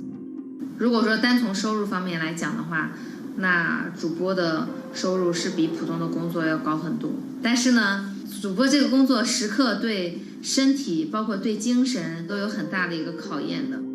就是每天需要集中精力，然后长达5-6个小时，这种状态是很累的。而且这5-6个小时的话，你是脑子是不停的，然后嘴巴是不停的，然后手也是不停的，眼睛也是不停的。像我们做主播，不是说单一的只做直播一件事情，然后还会有选品的一些工作，然后还会有一些其他的事情。